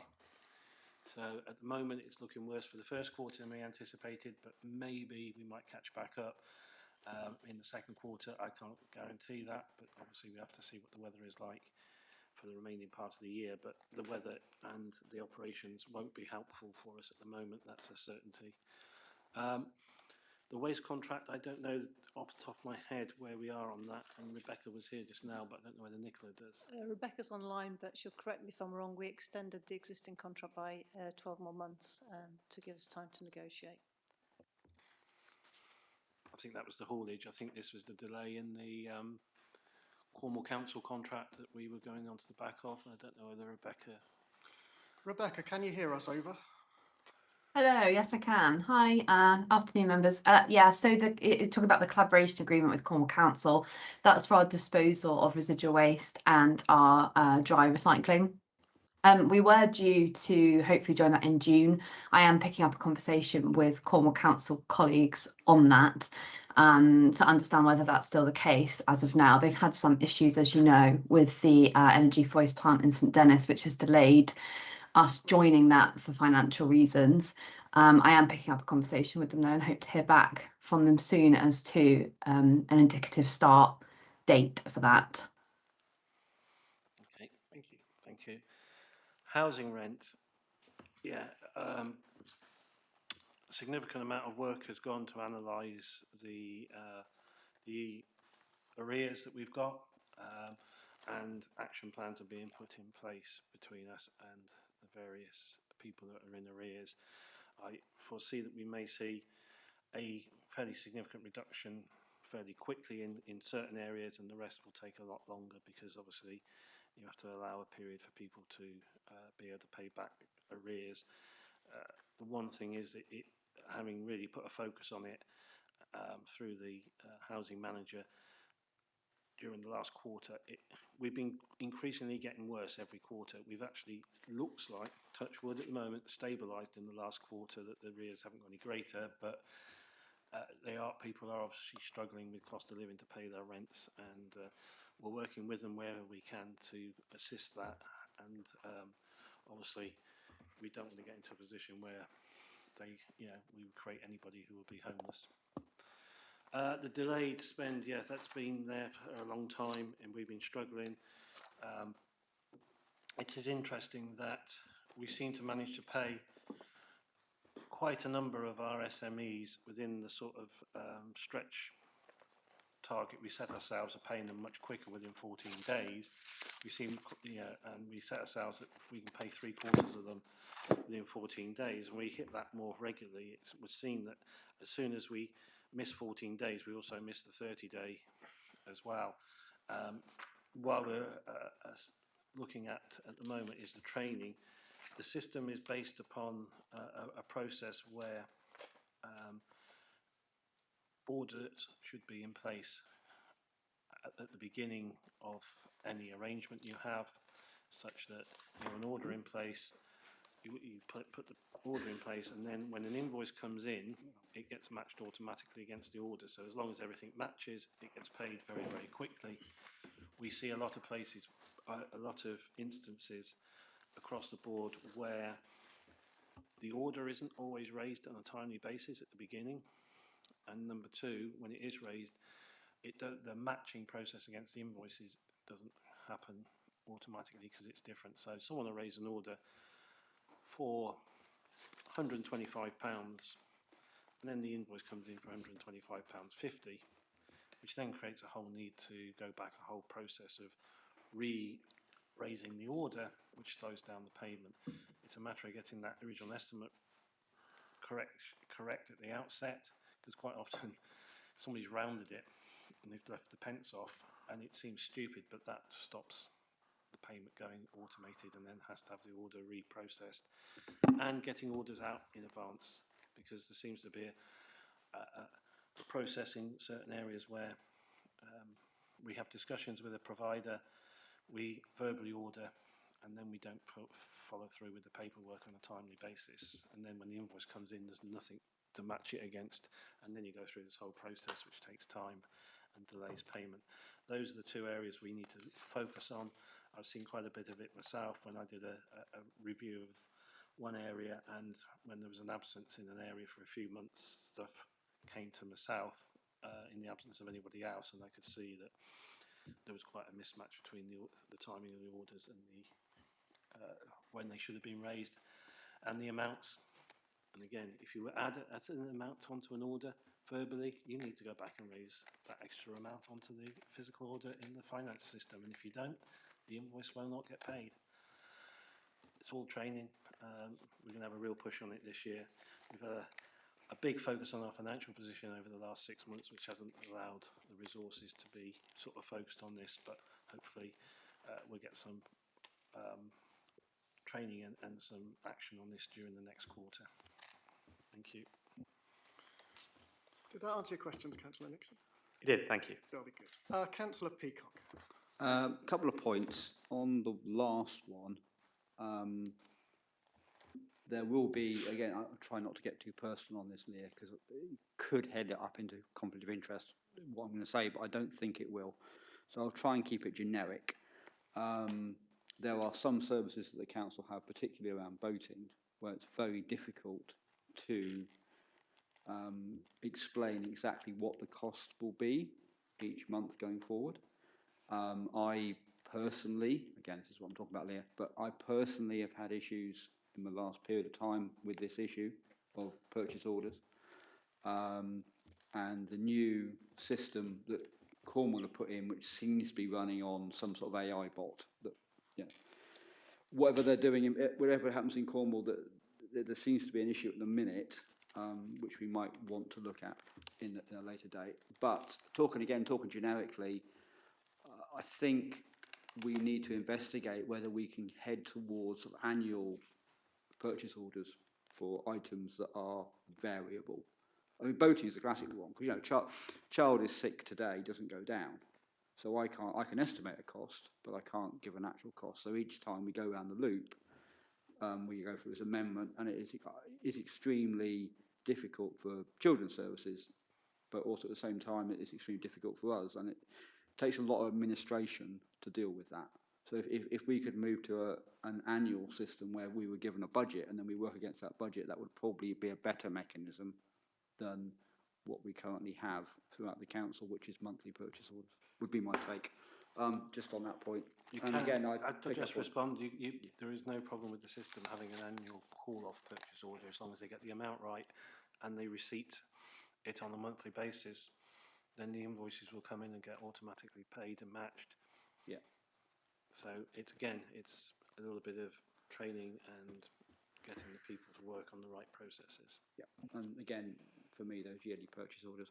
Moving on to the airport, I have concerns about the level of economy in the islands, and we are definitely seeing a notable downturn in the tourism economy, and I feel that to a certain extent that is being masked currently by the large number of infrastructure projects we have on island, and I would request that when we start talking about budgets for next year, we take that, and I'm sure you are, but I just wanted to highlight at this point that we take that into consideration, because already done, Councillor. Already done, lovely. Because I've written to the operators and asked them for the split between the two, where they've got it, so that we can reflect that and we can make an estimate on what we think that impact may have going forward when we look at future years.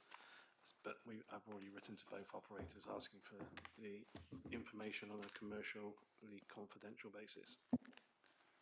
Thank you. This is a weird one. I need to get my blood sugars up, so I'm going to eat a sandwich. So apologies to anyone watching online. It's not disrespectful. I just need something to eat. Councillor Sims. Yeah, I've got to go very soon. We're just on the same subject, really. And this week, if this fog continues into the weekend, we could be looking at a 4% hit just from this week on the council budget, basically.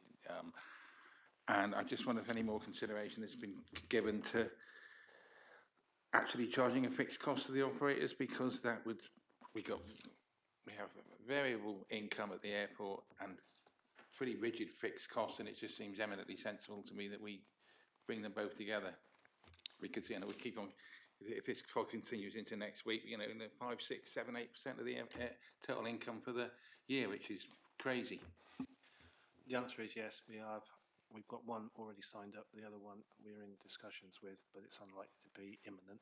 But there is work with them at maybe next year. We'll have both operators on fixed price.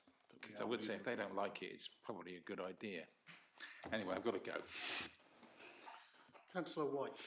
Thank you, Chair. I've got a couple of questions just relating to the section on revenue budget monitoring.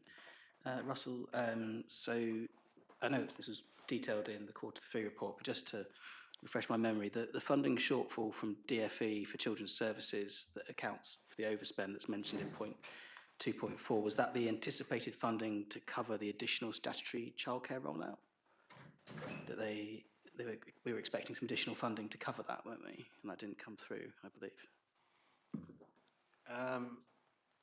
Yes, it is in a way, in that we get a fixed grant from the government for what they call a special grant called the Isles of Scilly Education Grant, which would cover early years. For last year and for the last 5 years at least, it has not increased. They have under the impression that we have sufficient funding and we're not spending it all. That is because how we spend it in our council is slightly different than every other council in the country. We have tried to show that yet again with our last return, which we've done quite significantly different, so I'm hopeful that they can actually now see the real position. But yeah, it is an issue, and we should have seen an uplift in that for the early years, as we should have seen an uplift for some of the other statutory duties that have changed over the last 3 or 4 years. We haven't, and it is another one of those funding issues that we are ongoing with government. Yeah. It's disappointing that they've extended additional funding to every other local authority in the country, and yet again we miss out. And I can't help but think that it exacerbates the sort of worrying situation regarding childcare on the islands at the moment. We're not getting sufficient funding to cover it. And then regarding the off-island waste services mentioned in 2.5, in terms of increased off-island waste services, is that refer to an increase in volume of waste or to additional services being provided? It was an increase in the actual cost of the services in two forms. One, we saw quite a significant increase in the freight charges to bring the waste between the off-islands and St Mary's, and the cost of the operators' charges on at least 2 of the islands went up quite significantly when they got renewed at the beginning of the year. Cool. Thank you. I was just going to come in on the childcare comments. I'm aware Sue Butcher is in the room, Director of Children. We are doing some work around childcare sufficiency. I don't think it would be inappropriate to feed into that some of our concerns about childcare funding as well as at that juncture. Councillor Nixon. Yeah, thank you, Chair. I'd like to propose recommendations, please. Caught me on the hop with a mouthful of sandwiches. So, Councillor Peacock. I'll second the recommendation. So we've got a proposer and a seconder. All those in favour?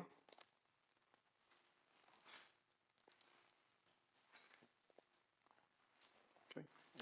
Any against? Any abstentions? Okay, thank you very much. That is carried. Which moves us on to agenda item, I'm not sure what agenda item number it is now. Proposed lease Unit 1, Gleaner, Porthcressa, St Mary's to visit Scilly, which is the hand of Nicola. Thank you, If I may, before we start, I raised a conflict of interest. So do you want me to leave the room for this item, please? I will. Yeah. Yeah, fine. Sorry, I didn't mean yes bluntly. I meant yes, I was going to come in and just remind Councillor Peacock. Thank you. Yeah, Liam, he's left the room. Oh no, he's back again. Hold on a second. It's not going to take that long, John. Okay. Thank you, Chairman. This is a short report which looks at a request that's been received from Visit Scilly who've approached the council to use the former Health Watch office at Gleaner House. The property has not yet been marketed, but has been some significant commercial interest in the property already. And just to give you an idea of its value, the district valuer's latest rental value estimate is about £4,250 per annum. And currently the service charge is about £120 per year, but that's likely to increase as we review that with inflation and additional costs. The proposal from Visit Scilly is for the Council of the Isles of Scilly to allow them to occupy the office with a waiver to both rent and service charges. In effect, an in-kind contribution to support the work of Visit Scilly in supporting the island's economy. The visitor economy, as you know, is a backbone of the island's economy and sustainability, and it brings in over £35 million worth of income each year. They are currently need to leave their existing office and are seeking a short-term solution to maintain their service delivery and operations. When we lease a building, it's worth knowing we don't have to take the highest price. We can take other factors into consideration. It doesn't have to be for best consideration. So we are allowed to take into account social, economic and environmental benefits in considering this proposal. So there are some economic benefits in supporting the proposal from Visit Scilly, and I bring this to members today to consider whether the recommendation on page 223 is supported or not, which is that we approve the commercial lease to Visit Scilly on a temporary basis for 2 years at a peppercorn rent of £1 per annum, including service charges. I'll leave that for members to debate. Thank you. Okay, thank you. Councillor Dean. Yeah, I guess in the current kind of financial climate, it seems a bit of a ridiculous thing to ask us to approve. But, you know, it says in the report that tourism accounts for 70% of island jobs. I think that's probably not quite right. I think it's probably nearer 95. And we don't really contribute to the tourism industry as a council, and I think we should. So I think this is just a small contribution to help with our local economy. So I would propose the recommendations. I'll bring in our lead member for travel, tourism and economy. Robert, you're online. Over to you. Yeah, thank you, Chairman. Yeah, I totally endorse Councillor Dean's comments. We have not financially supported Visit Scilly for a number of years. And unfortunately, they have seen their income declining from their sponsors and are struggling with their finances. And it's really important that we actually keep Visit Scilly alive and flourishing. They're doing a tremendous job for the islands at the moment. All sorts of events and initiatives that they're doing. And I think it's a small token of our support that we absolutely need to give them. So with my economy and tourism hat on, I would like to second Councillor Dean's proposal. Thank you. Thank you. Councillor Blackwell. Thank you, Chair. Any loss of income to the council is lamentable. However, it is a fairly small rent. There is an argument that this should go out for tender, but the gain for the islands in terms of the service Visit Scilly provides for tourism, which supports the whole community, is difficult to measure. This seems a very sensible and obvious way of supporting our tourism industry. Thank you. Thank you. Councillor Nixon. Yeah, thank you, Chair. I agree with everything my fellow councillors have said. I'd just like to ensure, though, that at the end of the 2 years, that if there's any determination to continue the arrangement, that it comes back to council before any agreements get signed. Did you wish to respond on that, Nicola?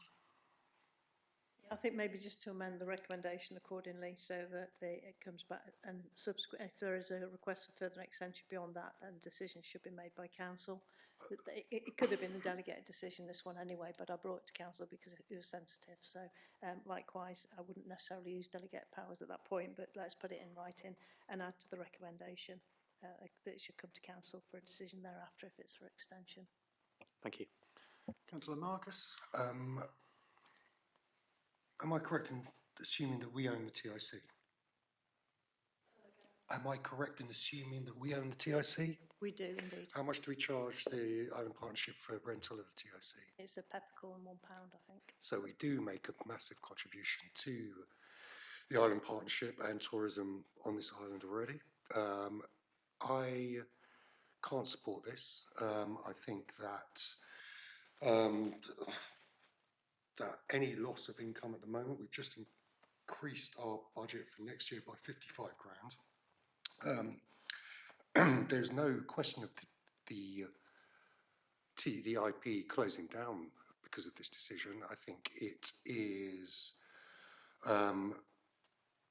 this is an extremely over-generous offer to not even charge them service rents on a property that will need maintaining. So there is no way that I can support this proposal at all. Councillor Mumford. Do they have to pay the rates? They need to pay their own council at business rates, yes. I'm kind of agree with Councillor Marcus. I think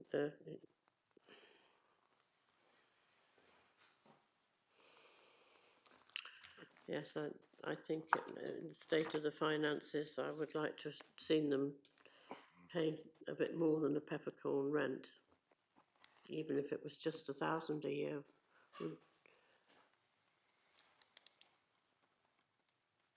Yeah. Okay. Sorry. Councillor Marcus, your Yeah, I'm happy for them to come back with an improved offer, but for £1 a year is not, I think it's a derisory offer, given that we charged Health Watch the full amount, plus service charge, plus they had to pay rates. We charged a community venture, which again is in this, our paper pack is bringing in over £1 million of funding to the island. They charge get charged full rates for their offices. I really can't see this being fair or equitable for other organisations on the island. Okay, I could see no other lights on. Leah, can I just check? Councillor Francis, I think, seconded it. The fact he's not in the room, does that? Yeah, he won't be able to second. You have to be in the room to propose second or vote. So I think Councillor Dean proposed. Do we have a seconder for recommendation? Second. So Councillor Blackwell is seconding it. Okay. All those in favour of the proposed recommendation?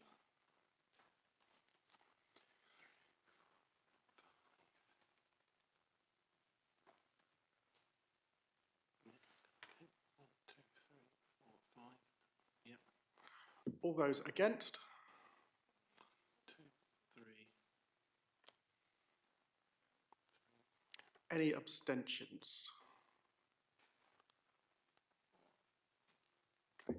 So my understanding is it's carried. Okay. Thank you very much.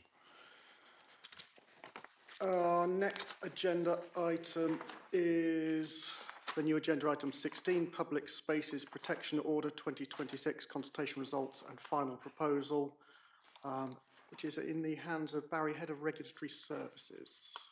Good afternoon, Barry. It's not evening yet, is it? Might feel it. Good afternoon. Thank you, Chairman and members. I'll start this by saying this is the first committee meeting I've had to attend for probably over 20 years, so please forgive me if I get any of the formalities wrong. The Public Spaces Protection Order has been in place in some form for a number of years now, so I think that probably I don't need to explain the reasons and aims and objectives of it. I'll just sort of concentrate on one or two issues which have arisen just for the benefit of the members. Firstly, there's been limited enforcement of this lately due to significant staff changes, but it is intended that we will resume regular patrols in the near future once the officers involved have been properly authorised. There seems to be quite a lot of support from the consultation that we should enforce this order, and so that's what we intend to do. I don't think we're going to take a hard line on it, but it's nice to have the backup of penalties should people disregard the requirements of the order. So that's what we are intending to do. The order is very similar to what was taking place over the last 3 years. There is a change following representation from the Isles of Scilly Wildlife Trust to map 21, and that's explained within the report. And I certainly understand the representation that was made on reading the previous order. There, it really did seem as if dogs were permitted as long as they were on a lead in those areas, but in fact, it is the case that no one, including dogs, are permitted in those periods on those demarked areas. So the amended map and details, I think, clarifies that situation. There has been an email received this morning, actually quite late, about St Agnes Primary School Green and the possibility of extending that area. I think that that's probably a little bit too late for us to actually incorporate that during this recommendation, but certainly we could look at reviewing that over the next 3 years and fairly soon if necessary. So I would just move to the recommendation, Chairman, and unless members have any questions for me. Councillor Peacock, you've put your light on. Yeah, on the point about St Agnes, I think there was a quick email context between me and Councillor Legg last night. This morning. I think you were involved in that as well. I think when we go around the consultation process again, I think certainly for St Agnes, there is feeling within the community that which probably wasn't picked up in this consultation at this time, that maybe the area would be extended, and I would like to see the area extended to all of the actual paved road. There have been a number of incidents that locals have witnessed over a number of years of animals being killed by dogs, chickens being killed by dogs, and other livestock, and I think probably this one slipped through the net on the off islands a little bit. So I'm requesting, and I totally accept that this time we don't have the timescales for this. But excuse me, the next time we go around the post on this, I would like to work with Councillor Legg if we're still both in post to see if we can extend the area on St Agnes, particularly to include all the paved roads and also the hill as discussed previously. I assume you're going to talk something similar, like Councillor Legg. Yeah, first of all, apologies for the late email. I'm surprised I didn't catch this 3 years ago when it came to council. The area that is highlighted for dog exclusion that is listed as St Agnes Primary School Green is not a public space. It is an enclosed, fenced-off, gated part of the school, and it is paved. It is not a green. And so reading St Agnes Primary School Green, anyone would assume that covered the area surrounding the school and is known as the school hill. This current signage for dog exclusions would suggest it covers the whole of the area of the hill.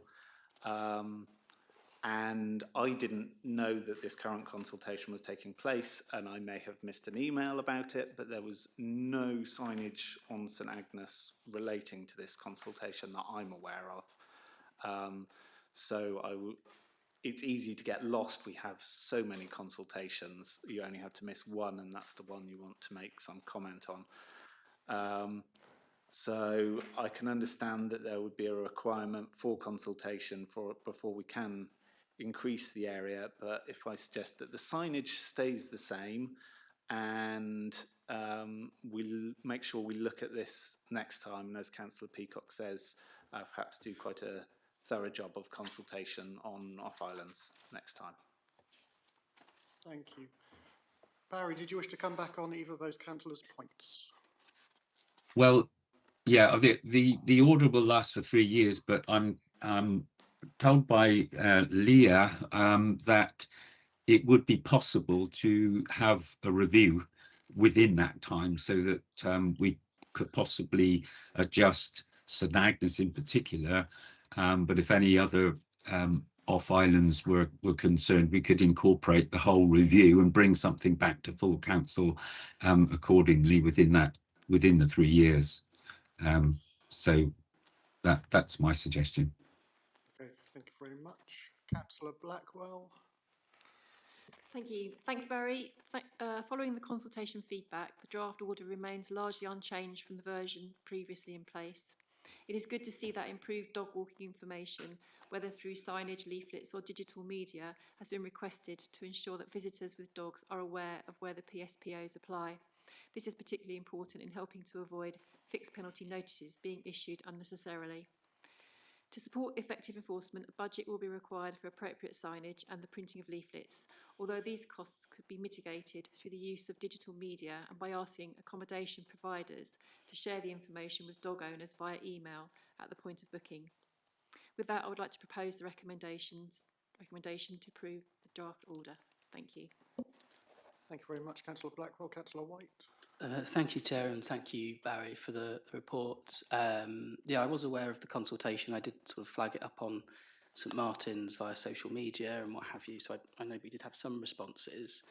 I know that we as a local authority encourage responsible dog ownership, and I think that's particularly important given the islands are increasingly marketed as a dog-friendly holiday destination, which they are, but I would politely ask dog owners to remember that these islands are a community and not a dog park. If you don't have power of recall over your dog, then do keep them on a lead. The way the data is presented on the overview of responses, obviously somebody from St Martin's is one of the last people to reply, because the last response given on a few is not on St Martin's, but the word cloud shows locations on St Martin's that have obviously been mentioned in responses, such as St Martin's Flats, Lawrence's Beach, the campsite beach. So I'm not sure a word cloud is the best way to dig into these responses, and it would actually also have been interesting to see some of the responses from the free text boxes on the consultation, if there were any quotes that stood out particularly.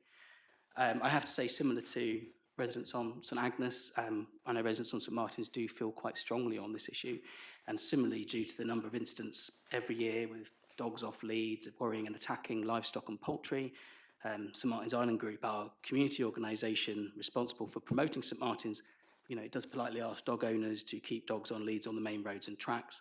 And in fact, they've produced a map of the island showing where people keep chickens and ducks, and individuals do also put up signage asking people to keep dogs on leads going past the areas they keep chickens. So there is something we can do within the community as well, but I would say a further review on the off-islands would probably be welcome. And just say, obviously, it's not only livestock that's affected. My own son my eldest is 6, and he's frightened of dogs because twice visitors' dogs off leads have tried to attack him. Once when he was 18 months, once when he was 3 years old. And if I hadn't put myself between them, it could have gone very badly wrong. So, our children have the right to roam freely on their island roads without being worried by dogs. And I say this as somebody who's grown up with dogs, had dogs. I love dogs. That's not a problem. I just think we need to encourage responsible ownership. And for those visitors who perhaps their dogs aren't used to being off the lead in an environment such as ours, if you don't have power of recall, do keep them on a lead. That's what I'd like to say. Thank you very much. Councillor Legg. Can I propose an amendment to reconsult in 12 months, especially on the off-islands? Yeah, I'd second that. Okay. So are we suggesting that amendment is added to the current recommendation, or a different second recommendation? I'm going to look to you again, Leah, for for questions on that one. Yeah, so just in terms of process, so obviously this is a PSPO, so it's an extension of its terms because there's no substantial amends and it's following a statutory consultation. So the maximum amount of time you can extend is a further 3 years. Are members wanting to review the whole of the PSPO or just certain elements of it? Because you could cover the elements you're talking about by adding on to the recommendation. So let me just, the recommendation currently reads that members approve the draft PSPO, set out appendices A and B with the suggested amendments to Schedule 5A and Map 21A, as mentioned in paragraph 18, and the order takes effect from 1st July 2026. You could have a recommendation too that a variation of the order in respect of issues relating to the off-islands be undertaken within a particular time period. I don't know if you're thinking 12, 18 months, as opposed to you saying you want the whole order to be reviewed again. But you know, that's a matter for members. I'm happy to propose that revised revision. Is it all the off-islands? Or is it just St Agnes? I mean, are we happy with... I wouldn't want to rule out Briar having its own opinion. Tresco, I know, has its own take on dogs, and I don't think they particularly have taken part in these I'm just aware of work for our officers and workload, considering we've got minimal staff at the moment, and that's not due to increased load. So I just don't want to increase the workload where we're duplicating stuff that we don't need to. So I know there's certainly strong feelings on off-island, certainly amongst farmers, about the impact that dogs off leads have on livestock. And I know of an incident on Briar, and so I would hate to exclude them from this opportunity. I will just facetiously say we've had a consultation already, and they need to take part and need to watch the website. So it's kind of frustrating. It is frustrating. Like I say, I missed this consultation, and I missed this last time it came to council, that this map is not right. The wording suggests something different to what the map shows, and the map shows an area that is not a public space. Okay, Councillor Blackwell. I think this is probably an issue for all islands. I don't think we can just rule out something to be consulted on 1 or 2 islands. I think it probably needs to go back to full consultation when it's due.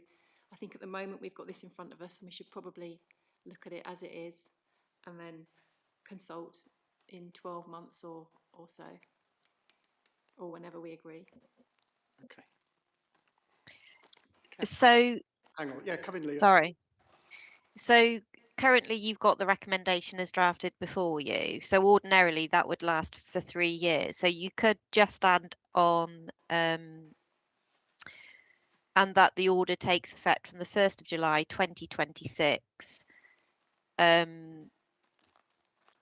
with steps taken to vary the order within 18 months, if that's what you're wanting. Otherwise, you just make the recommendation as drafted, knowing that within 3 years a full review will be undertaken anyway, because it can only last for 3 years. So are we happy with the suggestion that, the first suggestion, that we keep the recommendation as is, but we add about review within 18 months? I'm sort of seeing some nods. John, I was going to second the proposal. Okay. Councillor Blackwell. Okay. So I think, Lynn, from what I'm understanding, although I might be not understanding, is that we go with your suggestion of the current recommendation with a slight amendment for 18 months. I'm not seeing disruption in the room. Okay. So do we have a proposer and a seconder for that, please? Councillor Blackwell, Councillor Peacock. All those in favour?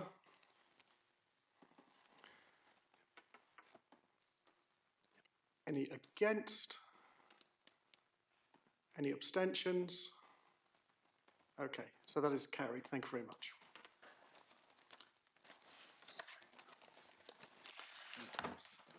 Agenda item, council performance summary and corporate risk register Q4. Yeah, I'll quickly take you through this report, Chair. Yeah, this is a report for the fourth quarter. We'll be reporting the performance and the risk register during the year on a quarterly basis. This is the final report for the year, picking out the Q4 performance and then where appropriately giving a total performance for the year. As I said previously, our performance measurement is a little bit of a work in progress. We have changed the approach this year to give some targets and to give previous year's actuals so that you can see what the trend is looking like. We will continue doing that going forward. We will also be revising some of the actual indicators we monitor against, because some of them are linked to the previous corporate plan, and we'll need to adjust those for a new corporate plan. And in addition, we are working in other areas of the council to improve performance management. And for an example, we now have a scorecard in children's services, and we'll need to see how some of that can feed into here. Bear in mind the sensitivity of some of that data. It won't all be able to feed into here because of the low numbers that we have on certain stuff in children's services and the sensitivity that then brings. But we will be improving the way that children's and adults have performance monitoring during the year. And as I say, the risk register is here. The risk register is something that we are now far more robust in terms of our monitoring of it from a officer perspective. You'll see that every one of the risks has had an update within a reasonable period of the last few months, and amendments made where appropriate. Sometimes amendments aren't appropriate. There's no change, but they have been reviewed. Additional information has been put in, and we are using it actively to try and target some of our management resources into what we look at on a daily basis. I'll take any questions. Thank you. Any questions? In that case, do I have a proposer and a seconder? Councillor Nixon. I'm happy to propose. Thank you very much. Councillor Peacock, up to second. Okay. All those in favour of accepting the 3 recommendations on the report? Any against? Any abstentions? Okay, thank you. That's carried. Last but not least, Rebecca, Climate Action Fund. Over to you. Good afternoon, members. Apologies, I can't join you in the chamber. Time's not on my side today. But this report presents to members the opportunity for council to approve acceptance of National Lottery Climate Action funding to the value of £83,192.50 over the next 5 years. The funding will enable the council to support building local resilience to the impacts of climate change for the Alder City community, recognising its importance locally. The funding bid has been prepared in collaboration with the Alder City Community Venture CIC and the University of York, acting jointly as partners to deliver what's called locally led climate action resilience as the project title over the next 5 years. The project will deliver multiple benefits, such as identifying opportunities for climate action and co-develop inspirational deliverable solutions in the local context. It aims to reduce our island's climate impact and increase our climate resilience by increasing on-island recycling, particularly around food waste, which I'm sure will be welcome, increasing consumption of locally produced food, and working with communities to co-design the next phase of priority actions. In terms of governance structure and partner responsibilities, that's all outlined in the report. The council will have legal and contractual responsibilities for delivery, as outlined in the partnership agreement provided in Appendix A. The council's involvement will be to act as partner, but overall responsibility for oversight and administering the grant will fall to the Alder City Community Venture as the lead partner. The council, through the head of environment, will be responsible for ensuring elements of the project are delivered, namely alignment with council activities through the review of existing strategies and policies in relation to climate action and developing new policies with members. Council staff within the Environment Service will directly benefit from this funding, allowing them to develop their skills to facilitate and motivate the community to take climate action above the remit of local government. So the council will receive revenue grant funding covering 100% of the council's involvement through its staff. There's no match funding required of council. Overall, it's a positive step forward for the council and will allow us to work in partnership with others and the community to help build resilience for the island's communities whilst upskilling our staff. That's it for me, thank you, and happy to take any questions. Thank you very much. Councillor Peacock. This is an unusual one when someone's actually wanting to give us money and help us, so I thoroughly recommend the proposal. Thank you very much. Councillor White. Thank you, Chair, and thank you, Rebecca, for the report. It's really good to see, and similarly, good to see the funding coming in. I just wanted to flag up, there is a sort of area of overlap with the work that the Wildlife Trust has already done around the Seabird Recovery Project, particularly some extensive co-design with the community around food waste, which is actually resulting in a pilot scheme on St Martin's this year, making use of a food dehydrator, a food waste dehydrator. I know they're down as stakeholders, but I think it would be good to put heads together on that and make sure we're not doubling up on work. We don't want people to get consultation fatigue, and where we can share data and info, I think that would be really, really useful. But yeah, I'm happy to second the proposal. Did you wish to respond, Rebecca? It was only to say that obviously the Ardsley Community Venture are heavily involved in the Seabird Recovery Project in terms of this food waste, and I think they've been involved in a lot of the co-design work before. There isn't, I can just reassure, there isn't any duplication or double funding. The scope of which each project is delivering is separate, albeit dovetailing together around the food waste element. Of course, with my role within waste and recycling for the council, I am involved in some of that discussion as well. So we're already working quite closely together, just to reassure you on that. Brilliant. It's good to see partnership working like that. Thank you. Councillor Dean. Yeah, I'd just like some reassurance from Rebecca. It is nice to be given some money, but for all the kind of requirements that are in the report for that money, it doesn't seem like an awful lot to me. I mean, maybe I'm not. I don't know. It seems a lot that they're asking for, and a lot that's going to fall on your plate, Rebecca, and your team. And the £83,000 doesn't seem an awful lot of money to me. So some reassurance from you that it'll cover it? Yeah, it's to cover staff time, essentially, Councillor Dean. So we've already put proposals through as part of the project bid for how much time we would allocate towards staffing in order to upskill them, essentially, and on my time. And I don't really see this as anything above what we would ordinarily be doing within the work that we're undertaking within climate change and that agenda. We do have more resilience in the staff team now. Pleased to report that we have successfully recruited into the Environment and Climate Resilience Officer post on a career graded role. So I am just to give you the reassurance that, you know, we're not overdoing it. Thank you very much. Okay, so we've got 3 recommendations. I think Councillor Peacock, you were proposing, Councillor White, you were seconding. All those in favour? Any against? Any abstentions? Okay, thank you very much. I think that concludes our part 1 papers this morning, stroke this afternoon. There's one part 2 report related to planning.